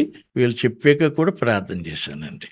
అప్పుడు ఒక రోజు ఇద్దరు శిష్యులు సుశీలని ఇద్దరు టీం లీడర్స్ అండి, వాళ్ళిద్దరూ వచ్చి తెల్లవారుజాముని మేమున్న హాల్లోకి మిమ్మల్ని దేవుడు పంపేయమని చెప్పాడన్నారండి అని పంపించేశారండి. ఆ టైంలో అక్కడ నుంచి వారణాసి నుంచి టిక్కెట్లు కాకినాడకి తీసి అవన్నీ మారాలో ఎక్కడెక్కడ మారాలో అన్నీ చెప్పి పంపించారండి. నన్ను పంపేటప్పుడు చాలా ఏడ్చారండి. చాలాసేపు నన్ను ఒక్కొక్కరు కౌగిలించుకోవడం, ఏడవడం. ఆ ఏడ్చినప్పుడు నాకు ఈ షర్ట్ మీద ఇక్కడ తడిసిపోయింది కూడా అండి, అంత ఏడ్చారు. ఎందుకంటే నేను ఎక్కడికి వెళ్ళినా సువార్త చేసేవాడిని అండి, వీళ్ళు హిందీలో తర్జుమా చేసేవారు. నేను హిందీ రాదు కదండి. ఒక్కో చోట హిందీ అందుకోవటం కూడా 3 తర్జుమాలు పెట్టేవారండి, ఇంగ్లీష్ కూడా పెట్టేవారు. నీకు ఎలా తెలిసి అనేవారండి, ఇవన్నీ నీకు ఎలా తెలుస్తున్నాయని అనేవారండి. నాకు దేవుడు ఉపదేశం చేయాలని నాకు కోరిక ఉండేదండి, కానీ నాకు అర్థం అవ్వవు బైబిల్ అంతా. మా పాస్టర్ గారికి అడిగితే, నాకు తెలియదు దేవుడిని అడగండి, నాకు తెలీదు అని చెప్పేవారండి ఆయన. మీకు అన్నీ ఇలాంటి డౌట్లు ఎందుకు వస్తున్నాయని కూడా అండి. ఆ తర్వాత ఒకరోజు ఇందిరా కాలనీలోనండి నేను ఉండగానే ఒక సంఘం కట్టాం ఆ ఇందిరానగర్లో. ఎలాగంటే చాలామంది చెప్పేవాడండి, తిమ్మాపురం రాలేమనేవారండి. నేను వాళ్ళని తీసుకెళ్ళలేను. మమ్మల్ని అయితే సొమ్మియలు గారు దారికి వచ్చి పెట్టి తీసుకెళ్ళేవారు. ఆయన నేను తీసుకెళ్ళకపోయేవాడినండి. అందుకని పాస్టర్ గారిని బతిమాలానండి, మీరు ఒక గంట మా ఇంటి దగ్గరే అరుగు ఉంటుంది పెద్దది, అక్కడ పెట్టండి ఆరాధన, నేను అందరిని అక్కడ పోగేస్తానని. అది పోగేస్తే అండి ఆ రోజు ఆదివారం వచ్చేటప్పటికి కనీసం ఓ 25 మంది అని వచ్చేసేవారండి. అక్కడ పెద్ద సంఘం కట్టబడ్డదండి. ఇప్పుడు పాస్టర్ గారు అల్లుడు అక్కడ సేవ చేస్తున్నారు. ఒకరోజు నాకు ఎలా వచ్చిందంటే అండి, సువార్థికుడిగా పిలిచాక సర్పవరం ఉంది కదండి ఆ కాకినాడ దగ్గర, ఆ సర్పవరం ఊర్లో ఒక వీధి ఉందండి. నేను ఆ వీధిలోకి వెళ్ళాను కల్లోనే. ఆ బోర్డు కూడా అక్కడ రాసి ఉందండి సర్పవరం అని. ఆ తర్వాత ఆ వీధిలోకి వెళ్ళానండి. ఒక ఇంటి మీద ఆనపకాయ పాదు ఉందండి. ఆ ఇంట్లోకి ఆయన పక్షవాయుతో ఉన్నాడండి. నేను వెళ్ళానండి. వెళ్ళి పేతురు గారు యోహాను గారు చెప్పినట్టు చెయ్యట్టుకుని యేసునామంలో లెగు అన్నానండి. లిగిసిపోయాడండి. ఎంత ఆనందపడిపోతున్నానండి. ఆ తర్వాత కళ అది. అప్పుడు ఇది ఏదో నిజంగా సర్పారంలో ఏదో ఉంది, ఎవరో ఉన్నారు, నాకు దేవుడు అంత స్పష్టంగా ఎందుకు చెప్పారు అని పాస్టర్ గారికి చెప్పానండి. అన్నీ అలాగే వస్తాయి బాబు కళ్ళు, నువ్వు ఎక్కువ కళలు అంటావేంటన్నారండి. లేదండి నిజంగా నేను అది చూశాను, ఊరి పేరు చూశాను, వాళ్ళని చూశాను అన్నానండి. వెళ్దామండి, రండి అంటే చూద్దాంలే అన్నారండి. ఆ కళ మళ్ళీ 2 నెలలు అయిపోయాక రావడం లేదు. 2 నెలలు అయిపోయి మళ్ళీ వచ్చిందండి. ఆ కళ మళ్ళీ వచ్చింది సేమ్ అలాగా. ఓకే అండి. అప్పుడు ఆయన్ని నేను మళ్ళీ చెప్పానండి, ఇప్పుడు వాకల్పూడి వస్తున్నాను, పెళ్ళి ఒకళ్ళు పిలిచారు నన్ను, అక్కడికి వెళ్తాను, అప్పుడు వెళ్దాంలే సర్పవరం అన్నారు. ఇంక చాలా ఆనందం అయిపోయానండి. పాస్టర్ గారు సైకిల్ ఏమాటండి, నేను ఆయన ఎక్కించుకుని వాకల్పూడి తీసుకెళ్ళిపోయాను, వాకల్పూడి సర్పవరం తీసుకెళ్ళిపోయాను. సర్పవరంలో ఊరు పేరు చూశానండి. అది ఎంత దూరం వెళ్ళానో ఇలా తిరిగాను. అలా తిరగడానికి సందు ఉందండి. అదంతా కాలనీ అండి. దాని మీద ఆనపాదు కూడా ఉందండి. ఎలా చూసానో అవన్నీ కనిపిస్తున్నాయండి. బయట ఒక ఆయన మంచం మీద పడుకుని ఉన్నారండి. అక్కడికి వెళ్ళి ఇదే ఇల్లండి అన్నానండి. పాస్టర్ గారు అన్నారు, తలుపు కొట్టండి. వాళ్ళు తలుపు అన్నారు. నేను వెళ్ళి తలుపు కొట్టానండి. ఎవరండి అని వాళ్ళు వచ్చారు ఆడవాళ్ళు. దేవుడు మాకు చూపించారు మీ ఇల్లు, అందుకు వచ్చామండి అని నేను చెప్పానండి. పాస్టర్ గారు కూడా నా అప్పుడు వాళ్ళ తలుపు తీయగానే పైకి వచ్చారు. ఇద్దరం చెప్పామండి, బాబు చూపెట్టారు దేవుడు, మీ ఇంట్లో ఎవరైనా పక్షవాయుగలుగా ఉన్నారంటే ఆ పంచం మీద పడుకున్న ఆయన చూపెట్టారండి. అప్పుడు పాస్టర్ గారు అంటున్నారు, నీకే కదా కళ్ళొచ్చింది, ప్రార్థన చేయన్నారండి. ఆయన చేయమంటున్నాను నేను, లేదు నువ్వే చేయన్నారండి. లేపేసామండి, మాట్లాడాం. ఈయన కొన్ని మాటలు చెప్పారు, నేను కొన్ని చెప్పాను. అలా ఇందులో చేసినట్టే లేపానండి. ఏ స్నామలో లేగని లేపాక ఇలా నడిపించుంటే నడిచేస్తున్నాడండి. చాలా ఇబ్బంది అయిపోయిందండి. ఓకే అండి. మేము అక్కడికి వెళ్ళేవండి. వారానికి ఒకసారి వచ్చి అక్కడికి మా పాస్టర్ గారు అల్లుడు కూతురు, నేను, మా ఇంట్లో మా తమ్ముళ్ళు చెల్లెళ్ళు వెళ్ళిపోయేవాళ్ళం అండి. అక్కడ ఒక 50 మందితో సంఘం కట్టబడింది. Praise lord. ఈ సంఘం కూడా మా పాస్టర్ గారు అల్లుడు గారికి అప్పగించామండి. ఈ 2 ఆయనే చేస్తున్నారు. అప్పుడు నేను టీం నుంచి వచ్చేసాం కదండి.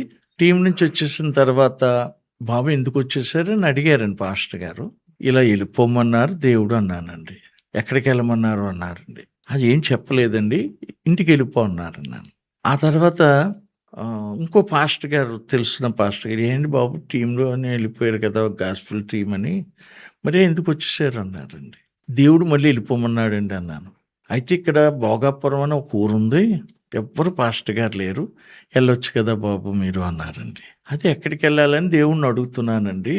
కొంతమంది సాక్ష్యాలు విన్నాను, వాళ్ళకి దేవుడు బంగారు పక్షాలు చూపించారని, ఇలాగని అలాగని అంటే అలా నాకు ఏదో చూపెడతారని ఎదురు చూస్తున్నానండి అంటే, ఇప్పుడు ప్రస్తుతం మీరు ఖాళీగానే ఉన్నారు కదా, ఊరు వెళ్ళండి భోగాపురం, ఎవ్వరు లేరు, మీరు సువార్త చేస్తే అక్కడ బాగుంటుందని నా పాస్టర్ గారు చెప్పారు. నా పేరు ప్రభుదాస్ గారు. ఓకే. ఆ తర్వాత ఈయన చెప్పి దేవుడు అలాగే చెప్తారనే ఉంది, ఇలాగని చెప్తున్నారేమో నాకు అనుకున్నానండి. నేను అనుకున్నాక ఏమని ప్రార్థన చేసుకున్నానండి, ఈసారి కానీ ఎవరైనా పాస్టర్ గారు వచ్చి ఫలానా ఊరు వెళ్ళంటే ఇంకా అది మీరు వెళ్ళమన్నారని వెళ్ళిపోతాను ప్రభు అన్నానండి. అంతే అండి. మా పాస్టర్ గారు వచ్చారు, మత్తయ్య గారు వచ్చి, బాబు ఒక ఊరు ఉంది ఇసుకపల్లి అని, అక్కడికి మీరు వెళ్ళిపోయి సువార్త చేయొచ్చు కదా అన్నారండి. అంటే ఆయన ఉద్దేశం ఏంటంటే, ఇందిరానగర్లో ఇంకా సర్పారంలో మా అల్లుడు గారు చేస్తున్నారు కాబట్టి ఈయన అక్కడ పంపితే బాగుంటుంది ఓకే అండి. చెప్పారు. కానీ నేను ఇలా అనుకున్నాను కదండి, మొక్కుపడి నేను చూసి అడిగాను కదా, మళ్ళీ ఎవరైనా వచ్చి ఇలాగే కానీ చెప్తే నేను అక్కడికి వెళ్ళిపోతానని. అయితే ఇసుకపిల్లి ఎప్పుడు చూడలేదు కదండి, మీరు నన్ను తీసుకెళ్ళండి, వెళ్తానన్నానండి. అప్పుడు వెళ్దాం బాబు అని చెప్పితే మా మా ఇంట్లో అందరం వెళ్ళామండి. పాస్టర్ గారు, పాస్టమ్ గారు వచ్చారు, వాళ్ళ అమ్మాయి అల్లుడు కూడా వచ్చారండి. మేము వీళ్ళకి ఒక ఫ్యామిలీ తెలుసు, వాళ్ళ ఇంటికాడ మీటింగ్ పెట్టారండి. ఆ మీటింగ్లో నేను వాక్యం చెప్పానండి. చెప్పి ఆఫ్టర్ కాలకి పిలిచానండి. ఒక 31 మంది లేచి వచ్చారండి. మాకు యేసుప్రభు కావాలంటున్నారు. వాళ్ళ దగ్గర సొట్ల వాసనలు, సిగరెట్ వాసనలు వస్తున్నాయండి, బీడీల వాసనలు. ఏదో వాసన వస్తుంది మీ దగ్గర, చుట్టలు సిగరెట్లు ఉన్నాయా అని అడిగితే ఉన్నాయండి. మరి యేసుప్రభు కావాలంటున్నారు కదా, ఇవన్నీ కాల్చడం మానేస్తారా అన్నానండి. మానేస్తానన్నారు. ఈసారి అన్నాను, మరి యేసుప్రభు కావాలన్నారు కాబట్టి వారంలో ఒక రోజు నేను వస్తాను, ఆదివారం. ఆ రోజు యేసుప్రభు తిరిగి లేచిన రోజు, ఆయన మనం అందరం అలా కలిసి ఆరాధన చేసుకుందాం, మీరు పనికి వెళ్లకుండా ఉండిపోతారా అన్నానండి. ఉంటామన్నారండి. నేను ఆదివారం, శుక్రవారం ఈ మీటింగ్ జరిగింది, ఇంటికి వెళ్ళిపోయాం. శనివారం ఆగామండి. ఆదివారం ఉదయం వచ్చేసాను ఒక సైకిల్ అద్దెకి తీసుకుని. నేను అనుకున్నట్టు ఆ 31 లేదండి, 50 మంది దాకా ఉన్నారండి. బా స్తోత్రం. పని మానేసి అప్పుడు ఒకరిద్దరు విశ్వాసులు ఇళ్ళమయ్యాన్ని పెట్టామండి. అంటే అందులో దేవుడు కావాలన్నారు కదా, ఇద్దరు ఆడోళ్ళు, వాళ్ళకి విశ్రాంతమ్మ ఒక పేరు, కృపమ్మ అని ఒక పేరు పెట్టానండి. వాళ్ళ ఇళ్ళమయ్యాన్ని కొబ్బరి చెట్లు ఉన్నాయండి. ఆ నీడను కూర్చోబెట్టి 3 నెలలు జరిపానండి. తర్వాత వాళ్ళే అందరూ ఆలోచించుకుని సీమోను గారని ఒక ఆయన, పరిశుద్ధరావు గారని ఒక ఆయన పేర్లు పెట్టాను రక్షణ పొందాక. వాళ్ళిద్దరి ఇళ్ళమయ్యాన్ని ఒక పాకేసారండి. వాళ్ళ దగ్గర కర్రలు, వీళ్ళ దగ్గర కర్రలు, అందరు ఇచ్చారటండి. అలాగా నేను ఆదివారం వెళ్ళేటప్పటికి ఒకసారి అది చూపెట్టారు. అప్పుడు నేను ప్రార్థన చేసి అందులోకి వెళ్ళిపోయామండి. అందులో మొదలెట్టామండి. ఆ తర్వాత ఉపవాస ప్రార్థన పెట్టుకుందాం మనం, మీకు బాప్తీసాలు కావాలి కదంటే అలాగే అన్నారండి. నేను పెద్దయ్య గారికి చెప్పానండి. మా పెద్దయ్య గారు పిలిచాను, మా అత్తయ్య గారు చెప్పారట కదా, అక్కడికి వెళ్తున్నామంట కదా, బాగా జరుగుతుంది అవునండి, బాప్తీసాలు ఉన్నాయంటే ఆ బాప్తీసాలు ఇవ్వడానికి అప్పటికి ఇంకా పెళ్ళి అవ్వలేదులేండి. ఓకే. బాప్తీసాలు ఇవ్వడానికి ఎవరిని తీసుకెళ్తామన్నాను. మా అయ్యగారిని, మా అత్తయ్య గారిని తీసుకెళ్తా అంటే, మీ అయ్యగారు ఇవ్వకూడదు, అది నేను చేసే పని, నన్నే పిలవాలి, నువ్వు అక్కడ మీటింగ్లో పెట్టి పిలిస్తే వస్తాను, వాళ్ళందరికీ ఈ బాప్తీసం అన్నారు. అప్పుడు నేను ఇస్తాను అన్నారండి. అలాగే అని చెప్పేశానండి. పాస్టర్ గారికి చెప్పానండి, పెద్దయ్య గారు ఇవ్వాలన్నారండి అని. వెంటనే ముఖం అదలాగా అయిపోయిందండి. వాళ్ళకి సీరియస్గా పెట్టుకున్నారు. నేను ఎందుకో అనుకుంటున్నాను కానీ, ఇంకా ఆ పెద్దయ్య గారే కదా, మరి వీళ్ళకి పెద్ద, ఈయన కూడా అలా చేయాలి కదా అనే ఉద్దేశంతో వాళ్ళని రమ్మన్నా వీళ్ళని రమ్మన్నానండి. వీళ్ళు రాలేదండి, ఆయన వచ్చేసారు. మేము ఈ లోపల మీటింగ్ జరుగుతున్నాయండి ఆ పాకలోనే. అది అయిపోయిన తర్వాత ఆయన వచ్చి వాక్యం చెప్పారు. అప్పుడు బాప్తీసాలకు వెళ్తే 31 మంది లేచారండి. ఆ రోజు మారిన వాళ్ళు మానగలకుండా తీసుకున్నారు. 31 మందికి బాప్తీసాలు ఇచ్చామండి. ఆ తర్వాత ఆ పాస్టర్ గారు అన్నారు, ఇది చాలా ఊరు చివరి ఉంది, మీకు ఊరు చాలా పెద్దది ఇక్కడ ఉంది కదా, ఊరు సెంటర్లో పెట్టండి అన్నారండి పెద్దయ్య గారు. అప్పుడు విశ్వాసం చెప్పామండి, ఏదైనా ప్లేస్ ఉంటే చూడండి అని. ఒక ప్లేస్ ఉందండి, రోడ్డు ఎన్నుపోటమాట అండి దానికి, అందుకని తక్కువకి ఇచ్చేస్తారటండి. ఈశాన్యం నొక్కేసిందండి, ఇలాగ అజ్ఞానం పెరిగింది, ఈశాన్యం నొక్కింది. అది వాస్తులు కరెక్ట్గా లేవండి, అందుకు తక్కువకి ఇస్తారట, 7,000 అయినట్టండి. 5 సెంటు స్థలం. ఇంకో పక్కన ఇంకోటి ఉంది, అది ఇచ్చేస్తారు కావాలంటేనంటండి. వాళ్ళు వెళ్ళిపోతారట వైజాగ్ ఎక్కడికో. ఆ ఇంట్లో వెళ్ళినప్పుడు కానీ చాలా బాగోలేదటండి. ఇంతకుముందు ఎవరో పశువులు కాసుకున్న వాళ్ళకి కూడా బాగోలేదటండి. అందుకు అంత నష్టాలు వచ్చినాయి, అందుకని వాస్తు ప్రకారం అది కరెక్ట్ కాదు అని అమ్మేస్తున్నారు అన్నమాట అండి. ఇదంతా విశ్వాసం చెప్తే నేను అన్నాను, అదే మనకి కావాలి. వాస్తులు కరెక్ట్గా లేనిది, ఎవ్వరు బాగోనిది, ఆ పాడైన స్థలాన్ని యేసుప్రభు బాగు చేస్తారు, మనం అక్కడికి వెళ్ళిపోతే దీవించేస్తారు మనల్ని అన్నానండి. వెళ్ళిపాటుతో 7,000 చెప్పారండి. 7,000 ఎలా ఇవ్వాలా అని ప్రార్థన చేసుకున్నానండి. అందరూ కలిపి ఇచ్చినాయి 2,000 అండి. ఇంకా 5,000 కావాలి. మేము మెయింటెనెన్స్కి మా తర్వాత తమ్ముడే జాబ్ చేస్తున్నాడు కదా, ఒక కంపెనీలో జాబ్ చేసేవాడండి. ఆ ట్రాలీ నడిపి అక్కడికి తీసుకెళ్ళడం. ఆ ట్రాలీని నడుపుతాం, ఆ డబ్బులు తెస్తే మేము మెయింటెనెన్స్ అయ్యాం. ఎందుకంటే వాళ్ళందరూ వేసి కానుకలు ఆ రోజుల్లో ఒక రూ. 10 కూడా ఉండేవి కాదండి. అంటే బాగా లేబర్ అండి. అప్పుడు అలాగ 50కి పెరిగిందండి. నేనేం పోగేసి ఇవ్వగలను, కొనగలను అని పెద్దయ్య గారు ఒక రోజున నన్ను కౌరు పెడితే మళ్ళీ వెళ్ళానండి. ఏం చేశారు మీరు స్థలం గురించి అన్నారండి. ఊర్లో సెంటర్లో దొరికిందండి, 7,000 అండి. అందరూ వేస్తే 2,000 వచ్చినాయి. అదైనా అంతమంది వేస్తేని, అందుకని ఇంకొక 5,000 లేవంటే నేను ఇప్పిస్తాను అప్పు, మీరు అలా వచ్చినప్పుడు అలా డబ్బులు కట్టేయండి, అలా చేస్తారన్నాను. అప్పుడు అయితే ఇప్పించండి అన్నానండి. ఇంకా అది ఉంచుకునండి కొన్నామండి. అది ఆ 7 సెంట్లు కొనిన తర్వాత ఇక నాకు ఒకటే అప్పు తీర్చడానికి ప్రతి వారం డబ్బులు ఉండటం లేదండి. ఆ వారం డబ్బులు కట్టడానికి ఏలియా ప్రార్థన చేశాడు కదండి, మోకాళ్ళ మీద బుర్రపెట్టుకుని మోకాళ్ళలో. నేను ఇంకా అలా చేసేవాడినండి. ప్రభువా, ఏలియా చేశాడు, వర్షం పంపావు, నాకు డబ్బులు పంపు ప్రభు అని అలాగెంత ప్రార్థన చేసేవాడినండి. కానీ నిజంగా అది ఒక పెద్ద అద్భుతం అండి. ఇలాగా నా జీవితంలో ప్రభు సువార్థికుడిగా మొదట పిలిచారండి. తర్వాత ఇక్కడ కాపరిగా నన్ను పెట్టారు.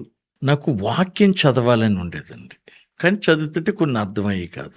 అప్పుడు నేను పడుకున్నానండి, మే నెలది. ఆ రోడ్డు మీదే ఒక మడత మంచం లాంటిది వేసుకుని పడుకున్నాను. మా పాస్టర్ గారు మా పక్కనే అద్దెకున్నారండి, ఇందిరా కాలనీలో సర్పర్లను నడిపించడం కోసం. పాస్టర్ గారు అల్లుడు. అప్పుడు నేను వెళ్ళి, ఆయన ఒక మంచం వేసుకున్నారు, నేను వేసుకున్నానండి. ఆయన పడుకుని పోయారు, కానీ నాకు నిద్ర పెట్టడం లేదు. నేను కాళ్ళు తుడుచుకునే గోని మీదే మోకాళ్ళు వేసి ప్రార్థన చేసుకుంటున్నాను. ఎంతసేపు చేశాను గుర్తు రాలేదండి. ఒక దేవదూత కిందకి దిగింది. ఆ దూతని నేను అలా చూస్తుంటే చాలా పెద్దగా కనపడ్డదండి. నా చెయ్యి అలా ప్రార్థనలో ఉండగా నా చెయ్యి పట్టుకుంటే నేను అలా తీరిపోతున్నానండి. నన్ను తీసుకుని వెళ్ళిపోయింది. అది దిగగానే వాకలంతా ఎలుగు వచ్చిందండి. తర్వాత ఆ ముఖం మెరుస్తూ కనిపించిందండి. పైకి తీసుకెళ్ళిపోయేటప్పుడు అండి, ఎంత ఆనందపడుతున్నానో, తేలిపోతున్నానని. తర్వాత ఒక బిల్డింగ్ దగ్గర తీసుకొచ్చిందండి. ఆ బిల్డింగ్లో నేను ఎటు చూసుకుంటున్నా నేనే కనపడుతున్నానండి. అప్పుడు అనుకుంటున్నాను, పిఠాపురాన్ని రాజుగారి కోట ఉందండి, అదో లక్క మేడలు ఏ ఉన్నాయి అనేవారు. అది నేను విని ఇది అద్దాల మేడేమో అనుకుంటున్నానండి. అది జ్ఞాపకం చేసుకుని, అద్దాల మేడేమో నేను కనపడుతున్నానేంటి గోడల్లో అనుకుంటున్నానండి. లోపలికి తీసుకెళ్ళాక ఒక మంగళ కుర్చీ ఎలా ఉంటుందండి, మంగళ షాప్లో చైరు ఇలా తిరుగుతుంది కదా, ఆ టైపు చైర్లో కూర్చోబెట్టిందండి ఆ దూత. ఒక గిన్నెతో ఇడ్లీ నలిపేస్తే ఎలా ఉంటుందో అలాంటిది పట్టుకొచ్చిందండి. నేను దాని అంక చూస్తే ఇడ్లీ నలిపేసింది ఉందేంటి, ఇడ్లీయా అనుకుంటున్నానండి.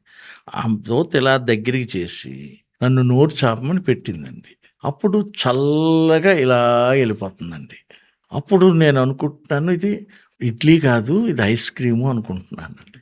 ఆ తర్వాత అంటుందండి దూత, దిగి ఇక నుంచి దేవుడు వాక్యను ప్రకటించు అందండి. నేను తీసుకొచ్చేసి మళ్ళీ అక్కడే దింపేసి వెళ్ళిపోయిందండి. ఉదయం ఇంకా చెప్పలేని ఆనందం వచ్చేస్తుందండి. అందరికీ చెప్పాను, అమ్మకి చెప్పాను, ఇంట్లో అందరికీ చెప్పాను, పాస్టర్ గారు కూడా చెప్పాను. మా పాస్టర్ గారికి పొంగు జల్లిందండి, పాస్టర్ గారు అల్లుడు గారండి.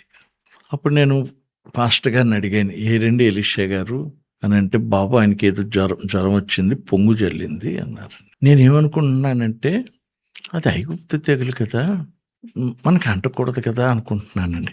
పాస్టర్ గారిని అడగలేను అన్నమాట. నేను ఎలా ప్రార్థన చేసుకునేవాడిని అంటే, మాకు ఏమి అంటకూడదని ప్రార్థన చేసుకునేవాడిని అండి. అందుకే పొంగులు అంటే కాదు, ఏమొచ్చి కదండి మాకు, తల్లో పేలు కూడా ఉండకూడదని ప్రార్థన చేసి ఉండండి, నల్లులు ఉండకూడదని చేసి ఉండండి. సేవకి వెళ్ళినప్పుడు విశ్వాసులు ఏది వచ్చినా నల్లులు ఉండేయండి.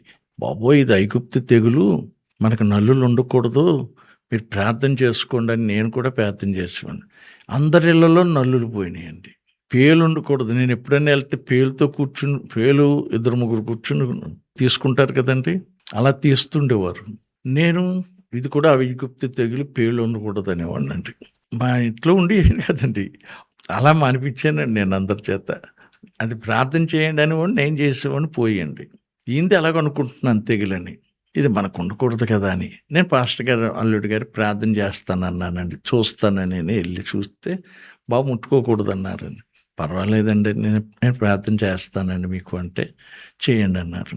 నేను చేశానండి, తగ్గిపోయింది. Praise Lord. నేను ఆ రోజండి చర్చిలో కూర్చుంటే పాస్టర్ గారు ఏం చెప్పారంటే, బాబు ఎలీషా గారు లేరు, మీరు ఏమైనా దేవుడి మాట కొన్ని చెప్పగలరా అన్నారండి. అంటే మా పాస్టర్ గారు చదువు రాదు కదండి, ఏమైనా చెప్పగలరా అంటే చెప్తా, మా దేవదూత చెప్పింది కదండి నాకు, చెప్తాను అనేసానండి. నేను ఆ వారం అంతా ఎపిఎస్సి పత్రిక చదివానండి. అప్పుడు నేను చేసిన మొదటి ప్రసంగం అదే అండి. నేను అన్నాను, క్రైస్తవుడు సైనికుడు, మనం యుద్ధం చేయాలి, మన శత్రువు సాతాను, వాడితో మనం యుద్ధం చేయాలి అని చెప్పి ఈ ఎపిఎస్సి పత్రిక తీసుకుని దీని మీద ప్రసంగం చేసానండి. మేము చేసింది అది. పాస్టర్ గారండి బాబు బాగానే చెప్పాడు కదా, తనకు కూడా మనం టైం ఇవ్వాలని దేవుడు ఆయన ప్రేరేపించారండి. అప్పుడు ఏ మీటింగ్ ఉంటే, బాబు ఈ మీటింగ్ మానుకు, అక్కడ నువ్వు కూడా చెప్పాలి అనేవారండి. అలాగే నాకు విశ్వాసగా ఉండగా అక్కడ చాలా టైం ఇచ్చేవారండి. నేను టీం నుంచి వచ్చాక కూడా చాలాళ్ళు అక్కడ ప్రసంగం చేశాను. ఆ తర్వాత తీసుకుపెళ్ళి వెళ్ళానండి. అలాగే ఉపదేశించే దానికి పిలిచే దేవుడు ఏర్పాటు చేసుకున్నాడండి. సువార్తిగా ఏర్పాటు చేసుకున్నాడు. ఇక్కడేమో కాపరిగా పెట్టాడండి. దేవుడిచ్చిన 5 పరిచయల్లో 3 పరిచయలు చేశానండి. ఓకే అండి, చాలా సంతోషం. మీ సేవా సాక్ష్యాన్ని మాతో పంచుకున్నారు. నిజానికి ఈ రోజుల్లో సేవ అనేది పిలుపు లేకుండానే చాలా మంది సేవకులు అయిపోతున్నారు. దాన్ని బట్టి దేవుని నామానికి చాలా అవమానం వస్తుంది. అయితే పర్టికులర్గా మీరున్న పరిస్థితిలో మీ అమ్మగారు కొంతకాలం మీ మీద ఆధారపడ్డారు. దేవుని కృపను బట్టి మీ తమ్ముడు గారు మీరు కష్టపడ్డారు.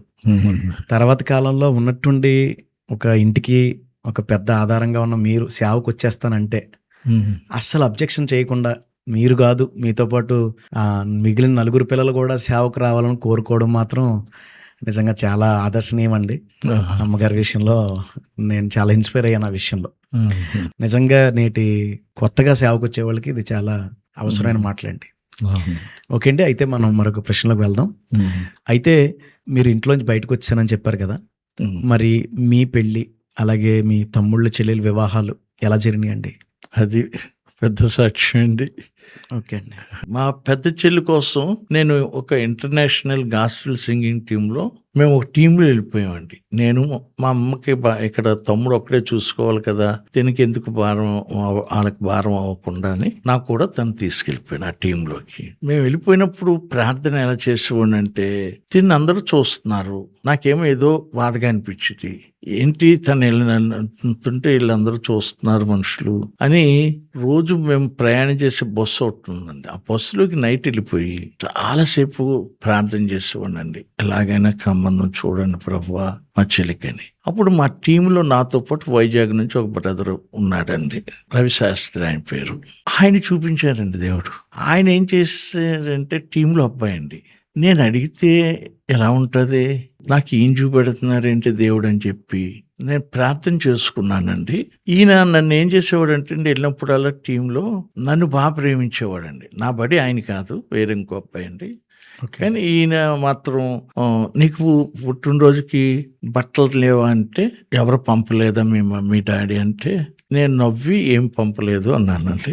ఆయన బట్టలు కొత్తవి నేను కుట్టించుకోలేదు, నా పుట్టినరోజుకి మా మమ్మీ డాడీ పంపారు, ఈయన కుట్టించేసుకొని ఆయన నాకు కుట్టించేసాడండి. అలా ఏది లేకపోయినా ఆయన ఎత్తుండేవాడండి.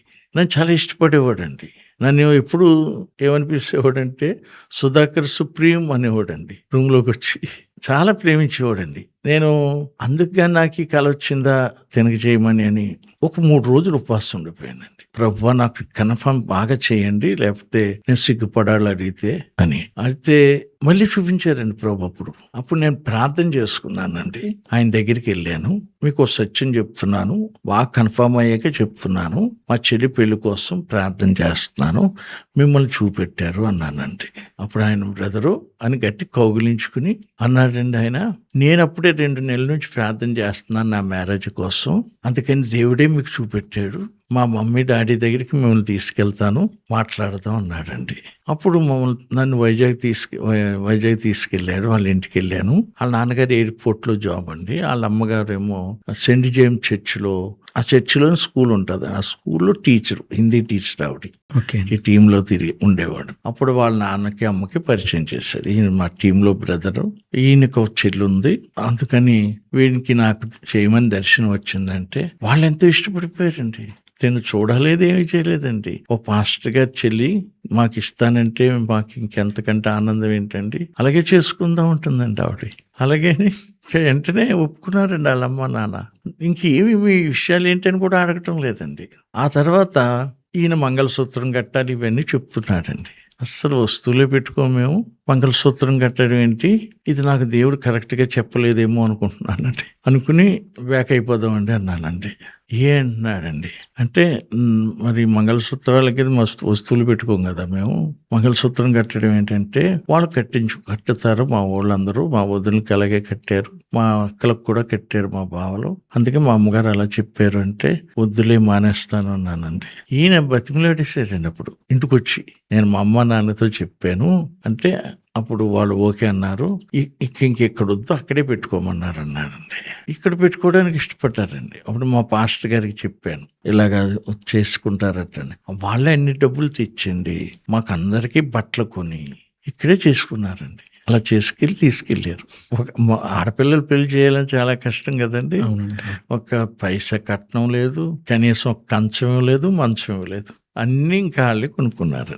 ఆవిడ ఏమన్నదటండి కూతుర్లతో, గ్లోరీకి ఎవరు తండ్రి లేడు కదా, వాళ్ళ అన్నయ్య అన్నీ చూసుకోవాలి, అందుకని తనకి అన్నీ నేనే కొంటానని షాప్కి తీసుకెళ్ళి వైజాగ్లో పెద్ద షోరూమ్లో తీసుకుపోయి నీకు ఇందులో ఏది కావాలి అలాగ అడిగి తనకి ఎన్ని సామానాలు కొనేసారు అండి ఆవిడ. వాళ్ళ ఇంట్లో ఉన్నా మళ్ళీ సపరేట్గా అలా కొన్నారండి. తర్వాత వస్తువుల గురించి వాళ్ళ అమ్మగారు ఏమన్నారంటే అండి, మీకు అన్నీ కావాల్సినవి పెట్టేశాను కూతురుతో, నేను ఏ రోజైనా చనిపోతే ఇవన్నీ గ్లోరీకి ఇవ్వాలి తప్ప నాదేది మీరు తీసుకోకూడదు. ఆవిడ సేవకురాలు చెల్లెలు కూడా, కాబట్టి ఇవన్నీ ఆ తనకి ఇచ్చేయాలి, మీరు తీసుకోకూడదు అంటే అలాగే మాట ఇచ్చారటండి. వాళ్ళ అమ్మ మాట వచ్చుకున్నట్టు అంతలా జరిగింది తన పెళ్ళండి. ఒక తల్లిదండ్రులు చూసుకున్నట్టే చూసుకున్నారండి అత్తమామలు. తనని చాలా ప్రేమగా చూశారు. మరి మీ పెళ్ళి ఎలా జరిగినాయండి? నాకు బాప్తిస్మం ఇచ్చిన పాస్టర్ గారు ఉన్నారు కదండి, ఆయనకి 2 అమ్మాయిలు 2 అబ్బాయిలండి. ఆ పాస్టర్ గారికి పెద్దమ్మాయి నా భార్య అండి. ఓకే. అయితే ఆయన పిఎల్ పరంజ్యోతి గారని, అవునండి, వీళ్ళకంటే ఆయన ఇంకా పెద్ద హెడ్ అండి వాళ్ళకి. ఓకే. అందుకని ఆయనకి చెప్పారండి మ్యారేజ్ విషయం. మా పాపకి మ్యారేజ్ చేయాలి, ఎవరైనా దైవజనుడిని చూడండి, మరి దేవుడి సేవకి ఇవ్వాలి కదా మొదట అమ్మాయిని అని అడిగారండి. ఓకే. అప్పుడు ఆయన సభలకు వచ్చారండి, వాళ్ళ సభలకి ఈయన పరంజ్యోతి గారు. నేను ఆయన్ని ఎక్కడ కలిసానంటే అండి, అంతర్వేదని ఆయన సేవ చేసే గ్రామం అండి. ఓకే. అక్కడ ప్రతి ఏరు పెద్ద సభలు పెడతారండి. ఆ సభలకి మా పాస్టర్ గారితో నేను వెళ్ళానండి. ఓకే అండి. వెళ్ళినప్పుడు నేను మా చెల్లి కూడా, పెద్ద చెల్లి వెళ్ళాం. అప్పుడు పిఎల్ పరంజ్యోతి గారు ఏం చేశారంటే అండి, స్టేజ్ మీద ఎవరైనా పరిచర్య చేస్తారా అని అడిగారండి. ఓకే. మేమిద్దరం లేచిపోయి చేయలేత్తామండి. మమ్మల్ని రమ్మని దగ్గర పిలిచి వాళ్ళ ఇంటికి లోపల తీసుకెళ్ళి మాకు కొన్ని పనులు అప్పగించారండి. ఇవన్నీ చేయండి, సేవకులు వస్తారు, ఈ రూములకి ఏం కావాలో మీరు చూసుకోండి అని చెప్పి మాకు అప్పగించారండి. అవన్నీ చేసిన తర్వాత మేము ఏం చేసామంటే అండి, ప్రార్థన చేయించుకోవడానికి వెళ్ళామండి అయ్యగారి దగ్గరికి. అప్పుడు ఆయన ఏం చేశారంటే మమ్మల్ని అన్ని అడిగారు, ఎవరి పిల్లలు ఏంటి అని. భయపడుతున్నాను కానీ పెద్ద దైవజనులుగా చెప్పాలని చెప్పేశానండి. ఓకే. అప్పుడు క్రిస్టియన్స్ అందరూ మంచోళ్ళు ఉండరమ్మా, మరి మీరు చూస్తే అవనస్తులు మీరందరూ ఇలా ఇంట్లోంచి వచ్చేసారు, ఎవరైనా క్రైస్తవులు మిమ్మల్ని మోసం చేయొచ్చు, ఎవరిని నమ్మకండి, ఎక్కడికి వెళ్ళకండి, చాలా జాగ్రత్తగా ఉండండి, ఇవన్నీ చెప్పి అప్పుడు ప్రార్థన చేశారండి. ప్రార్థన చేసి పంపించేశారు. ఆయన సభలకు వచ్చారండి. ఆయన సభలకు వచ్చినప్పుడు ఈ మా మామయ్య గారి సభలకి ఆయన మా పాస్టర్ గారి మీద పెద్ద కదండి. అవునండి. నాకు బాప్తిసం ఇచ్చినప్పుడు కూడా ఆయన ఇచ్చారండి. అందుకని నేను ఆ సభలకు వెళ్ళామండి. వెళ్ళినప్పుడు పరంజ్యోతి గారు ఎవరైనా వాక్యం చదువుతుంటే నిలబడి బోధ చేస్తారండి. ఓకే. నన్నే పిలిచారండి రమ్మని. నేను కూడా వెళ్ళాలని అనుకున్నానండి. వెళ్ళి ఆయన ఏ వాక్యం చెప్తుంటే నేను గబగబా తీసి ఉండండి. ఓకే. నేను బైబిల్ అండి అందరికీ ఒకటైపోయింది, నాకు ఒక సొంత బైబిల్ కావాలని ప్రార్థన చేసుకున్నానండి. ఓకే. ₹25 చెప్పారండి బైబిల్. ఎందుకంటే ఈ సందర్భంలో చెప్పాలి ముఖ్యమైన విషయం.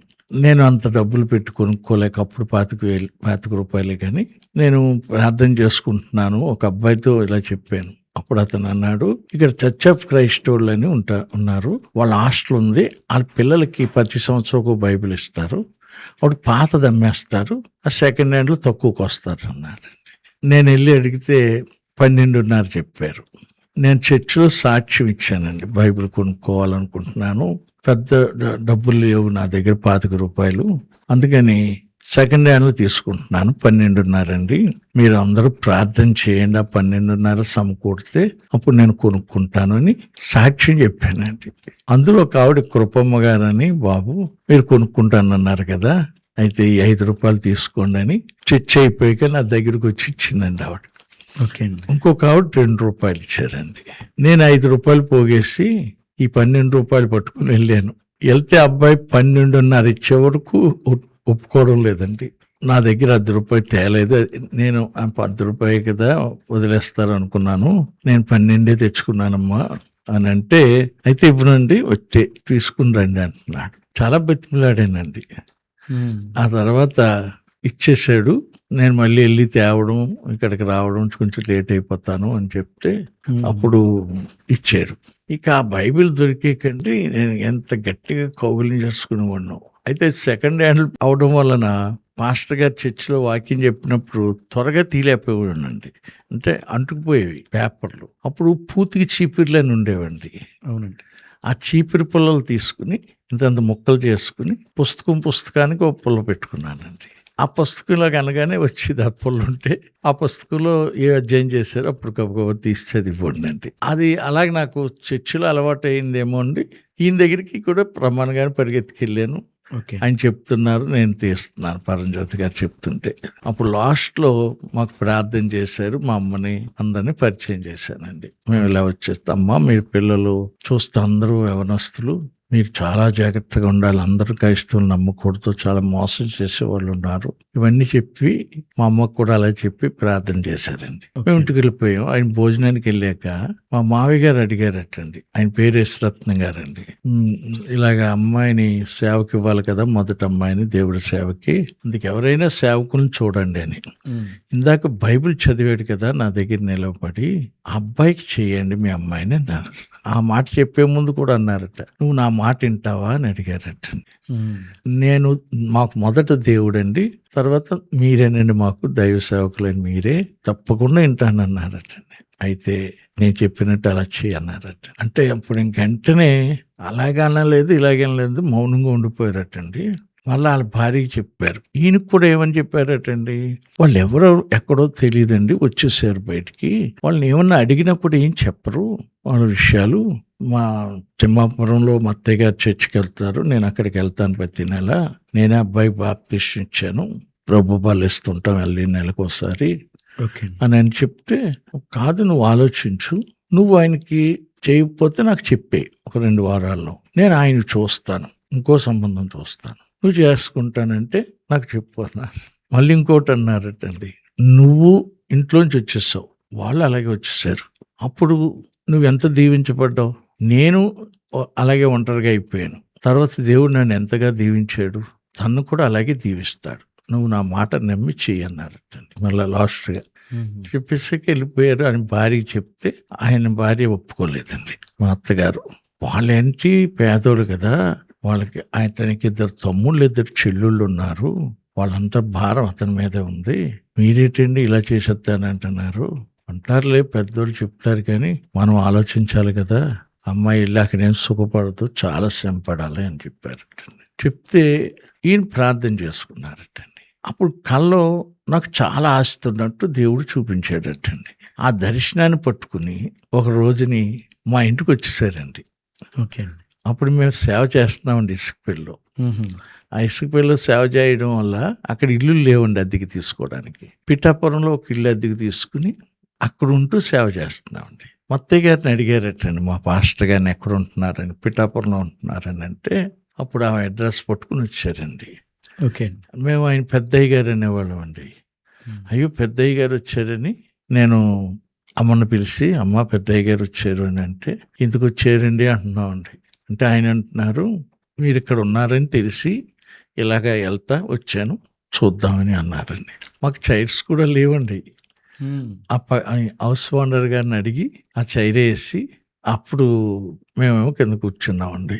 అప్పుడు ఆయన అన్నీ మాట్లాడి, అమ్మ మీ విషయాలు ఏంటి అని అన్నీ అడుగుతుంటే అలాగే చెప్పామండి. అడుగుతున్న దానికే ఇంకా ఎక్స్ట్రా చెప్పేవాళ్ళం కదండి. ఎవరికి ఎలా తెలిసిపోతుందని భయపడేవాళ్ళం.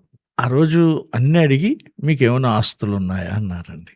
ఆస్తులు ఏమీ లేవండి, ఒక ఇల్లు ఉంది అంతే, అక్కడ వచ్చేసాం కదా, ఆ స్థలం అది ఉంది, మాకేం ఆస్తులు ఏమి లేవండి అని అంటే, నాకు మీకు చాలా ఆస్తి ఉన్నట్టు నాకు కల వచ్చింది అన్నారండి. మా అమ్మ అలాగ ఆలోచించి, అయితే పరలోకంలో మాకున్న ధనం కానీ చూపెట్టారేమో మీకు అందండి. ఆయన గట్టిగా నవ్వుకున్నాడండి. పరలోకంలో ధనం ఉందేమో, మాకున్న ధనం మీకు చూపెట్టారేమో అంటుందండి. ఇంక అన్నీ ఆలోచించి అప్పుడు ప్రార్థన చేస్తానమ్మా వెళ్తానని చెప్పి ప్రార్థన చేసి వెళ్ళిపోయారండి. వెళ్ళిపోయి మా పాస్టర్ గారిని కౌరు పెట్టి ఆ అమ్మగారిని ఆ బాబుని ఒకసారి ఇంటికి రమ్మనమన్నారండి. మా అమ్మ, నేను రమ్మంటే, అమ్మ నువ్వు వెళ్ళు, పాస్టర్ గారు కూడా ఎందుకో, నేను వద్దులే అమ్మా అన్నానండి. ఇంతకుముందు ఆయన నన్ను ఒకసారి చాలా గట్టిగా తిట్టారండి, సువార్త చేస్తానంటే. నాకు భయం వాళ్ళ ఇంటికి వెళ్ళడానికి. ఆ రోజు నేను మా అమ్మ, నువ్వు వెళ్ళమ్మా నేను వెళ్ళను అన్నాను, రాను అన్నాను. ఏమంటారో ఆయన పెద్ద ఆయన, ఏ విషయాలు అడుగుతారో, నేను ఈ పెళ్ళిని ఊహించం కదండి, ఈ పెళ్లి విషయాలు మాట్లాడతారని, దేనికన్నా తిడతారా ఏంటి అని ఎలాగనుకుంటున్నాను అనమాట. మా అమ్మను పంపానండి. అప్పుడు అబ్బాయి రాలేదంటే, రానన్నాడండి, అంటే వేరే మీటింగ్ ఉందంట, అక్కడికి వెళ్తున్నాడు అని చెప్పిందండి. అంటే నేను గృహకూటం కూడా ఉందిలేండి, అక్కడికి వెళ్దామని గృహకూడికి ఇంకా అలా చెప్పేయమ్మని నేను వెళ్ళిపోయానండి. అప్పుడు ఆయన మా అమ్మకి అన్నీ చెప్పారట. మాకు దేవుడి తర్వాత పెద్దలేనమ్మా, పిఎల్ పరంజ్యోతి గారిని మాకు ఒక నాయకుడు ఆయన మేము దేవుడి తర్వాత ఆయన మాట వింటాం కాబట్టి ఆయన ఇలా చెప్పారు, మేము మీ అబ్బాయికి చేయమని అని, మేము చేయాలనుకుంటున్నాం అన్నారటండి. అయితే వాళ్ళ కూతురు కూడా చెప్పారటండి, ఇలా పరంజ్యోతి గారి దగ్గర నిలబడి ఒక అబ్బాయి వాక్యం చదివాడు కదా, ఆ అబ్బాయిని చేయమని చెప్పారు నీకు, నువ్వు చేసుకుంటావా అని అడిగితే, ప్రార్థన చేసుకుంటాను అన్నదటండి. ప్రార్థన చేసుకుంటే నేను తను పొలం ఊడుస్తున్నట్టు కల వచ్చిందటండి. ఓకే అండి. అది నేను ఎక్కడి నుంచి ఆకు తెస్తున్నానటండి, తనేమో ఊడుస్తున్నట్టండి. ఆ నాన్నగారు చెప్పి, అలాగే నాన్న అన్నదటండి. వాళ్ళ అమ్మగారు తిట్టేశారటండి, మీ నాన్నగారికి ఏదో పిచ్చి బకిటి పట్టింది, మళ్ళీ నువ్వు మీ నాన్నతో ఎక్కిపిస్తున్నావేంటి, వాళ్ళు ఎంత పేదోళ్ళు తెలుసా, అతనికి చాలా భారాలు ఉన్నాయి, ఇంకోసారి ఇలాంటి మాటలు అనుకో, ఇప్పుడు నేను చెప్పిన వినరు, నువ్వు చేసుకోను అంటేనే ఆయన వింటారు, అప్పుడు నీ మీద పెట్టేస్తారు, పరంజ్యోతి గారితో చెప్తారు మా అమ్మాయి చేసుకున్నానని, అందుకని అస్సలు చెప్పకూడదు అన్నారట. కానీ నాకు ఇలా దర్శనం వచ్చిందని చెప్పేసినట్టండి ఆ నాన్నగారితో. అప్పుడు మా అమ్మకి చెప్పారటండి. చెప్తే, మేము ఇంట్లోంచి వచ్చేసామండి, ఇప్పుడు పట్టుకుంటారో తెలీదు, ఇప్పుడు 3 సంవత్సరాలు అయింది, ఒకవేళ మేము దొరికామంటే ఈ పిల్లల్ని తీసుకెళ్ళిపోతారు, మాకు పెళ్ళిళ్ళు చేయాలని ఇలాంటి ఏమీ లేదు, ఇక్కడ మా విశ్వాసాన్ని కాపాడుకుని జీవనోపాధి పని చేసుకుంటున్నాం, అలాగే బ్రతికి పిల్లలు పని చేస్తున్నారు, బతుకుతున్నాం, యేసుప్రభు వస్తే వెళ్ళిపోతాం, ఇంక పెళ్ళిళ్ళు వద్దండి అని చెప్పేసిందంట. చెప్తే వచ్చేసిందండి.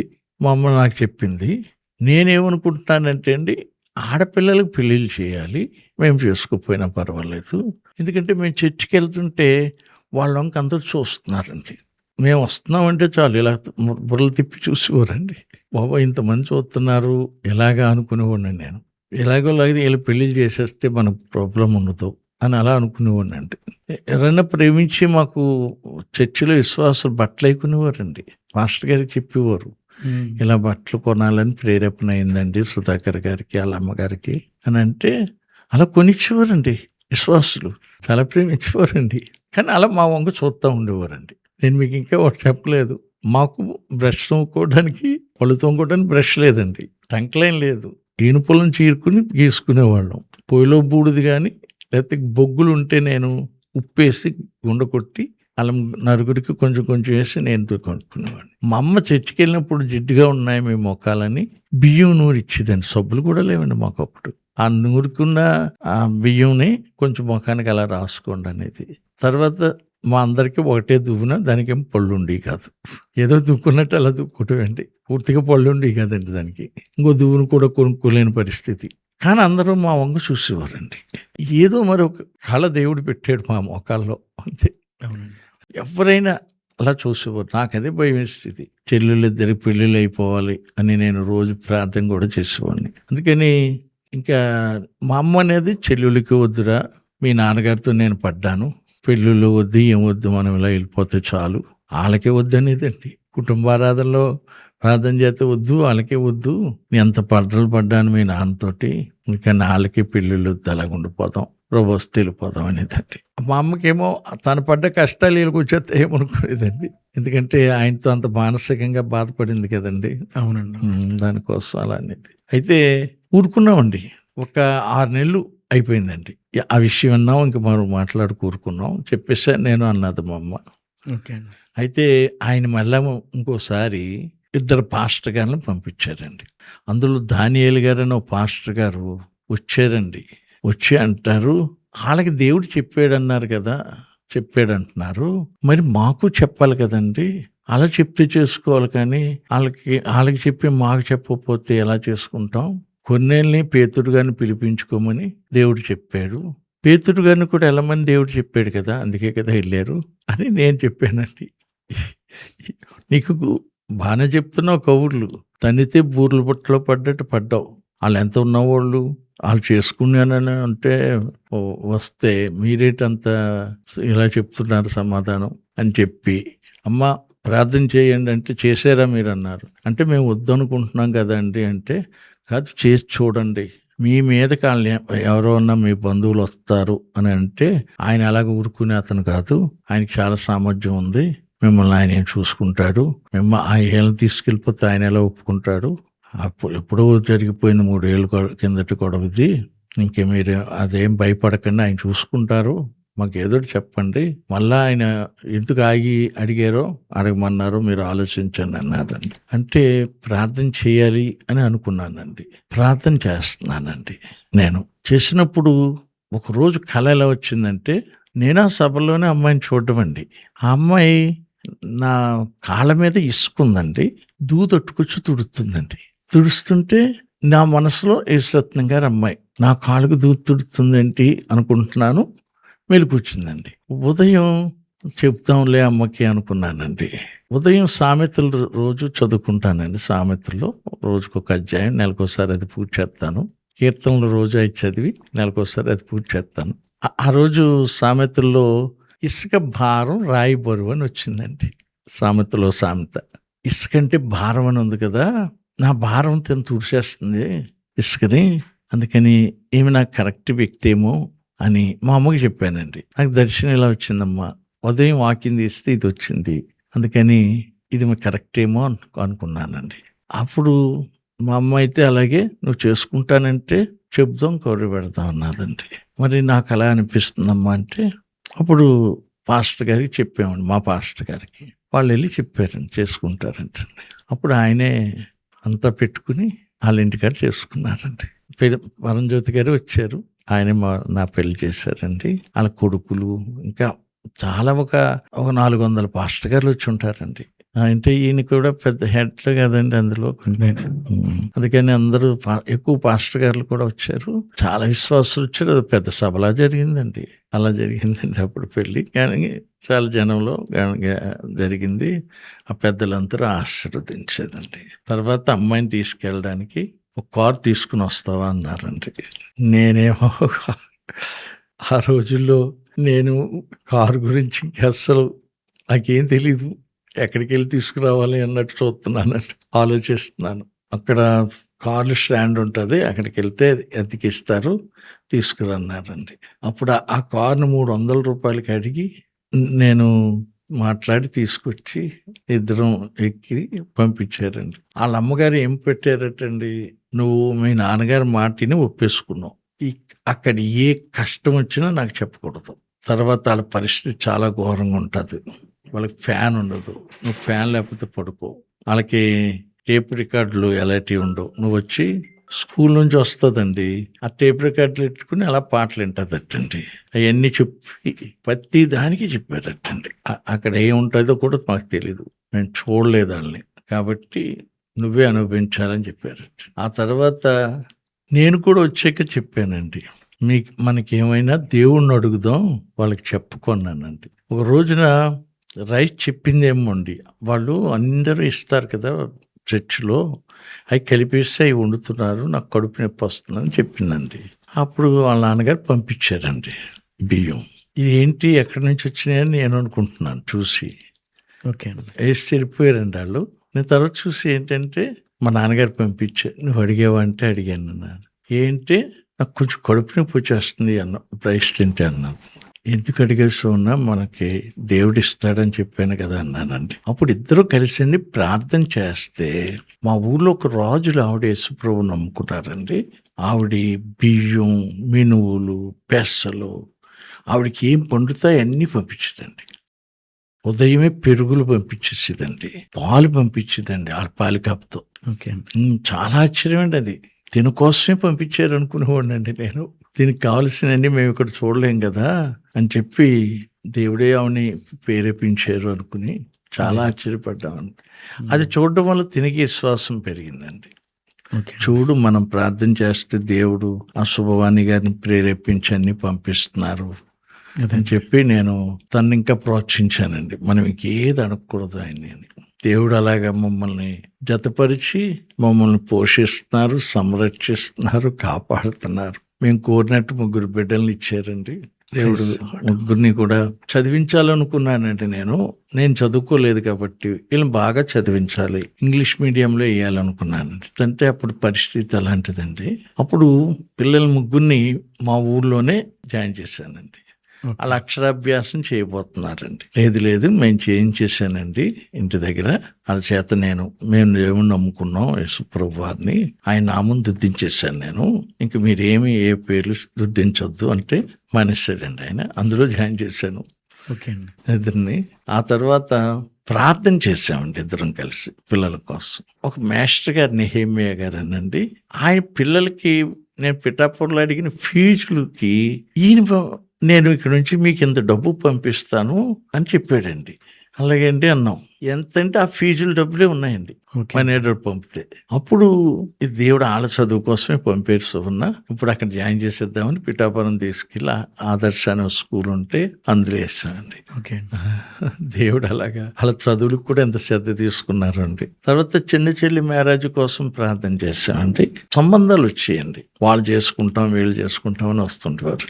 చూస్తే మా చెల్లి ఏం చేసేదంటే, తనకి దేవుడు ఒక ప్రపంచ మ్యాప్ చూపించి ఈ దేశాలకు వెళ్ళాలని చెప్పారటండి. అప్పుడు తను ఏం చేసిందంటే, నేను పాస్టర్ గాని చేసుకున్నట్టు రాలేదు, ఎవరో ఒక సువార్థికుని చేసుకుంటేనే కదా ప్రపంచ దేశాలకు వెళ్ళగలం, నాకు దేవుడు ఈ దేశాలకు వెళ్ళాలి అని అంటే, అందుకని నేను పాస్టర్ గారిని చర్చి ఉన్న సంఘాల్లో కట్టినాన్ని వద్దు, నాకు అలాంటి సంబంధాలు వద్దులే అన్నయ్య అని చెప్పిందండి. ఆ తర్వాత నేను థామస్ గారు ఒక మీటింగ్ వెళ్ళామండి, అక్కడ పరిచయం అయ్యాం.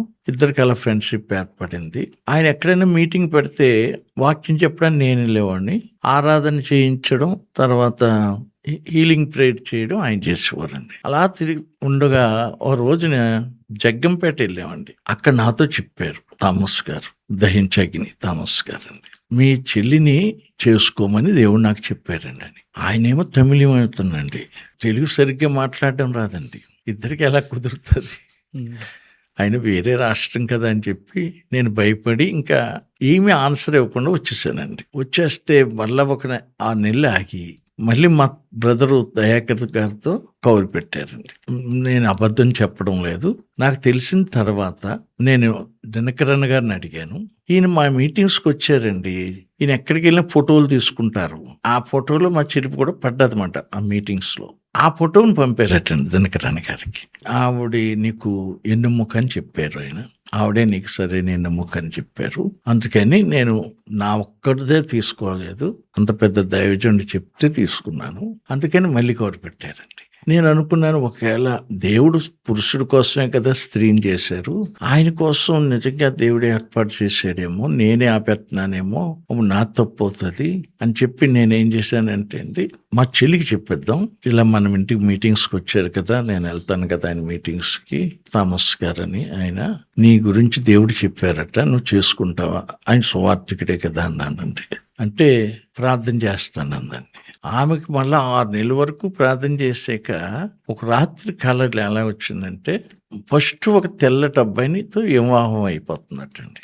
వివాహం అయిపోతే మెలకు వచ్చిందటండి, ఎవరు ఆ తెల్లటి అబ్బాయి ఎవరు అని అలాగా ఆలోచిస్తున్నట్టండి. లెగిసిపోయి మళ్ళీ ప్రార్థన చేసుకుని మళ్ళీ పడుకుని పోతే, ఈసారి నల్లటి అబ్బాయితో మళ్ళీ పెళ్ళి అయిపోతున్నట్టండి.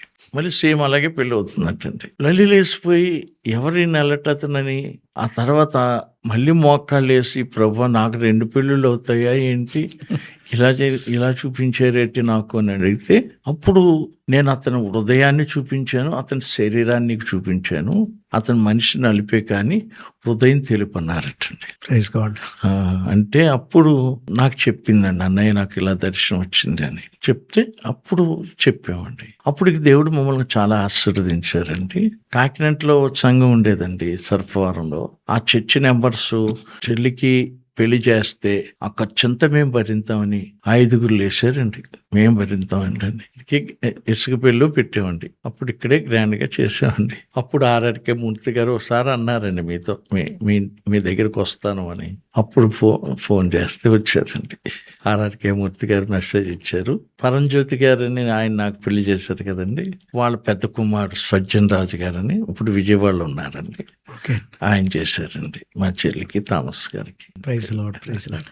తండ్రి లేకపోయినా అంత బుద్ధి ఆయనే తండ్రిగా నిజంగా బాధ్యతలన్నీ ఆయన భరించి మనం ఊహించిన దానికంటే అడిగిన దానికంటే అత్యధికంగా ఇస్తాడన్నట్టుగా ప్రభు చాలా కార్యం చేశాడండి. చాలా మీరు చెప్తులు లేకుండా, బంధువులు లేకుండా, డబ్బు లేకుండా అంత ఘనంగా జరగడం చాలా సంతోషం. మీరు సాక్ష్యంలో పదే దర్శనాలు, పరిశుద్ధాత్ముడు మాట్లాడాడు, దేవుడు ప్రేరేపించారు, ఈ విషయాలు చెప్తున్నారు కదా. అసలు మీరు పరిశుద్ధాత్మను ఎలా పొందుకున్నారు, ఆ అనుభవాన్ని కొంచెం చెప్తారా?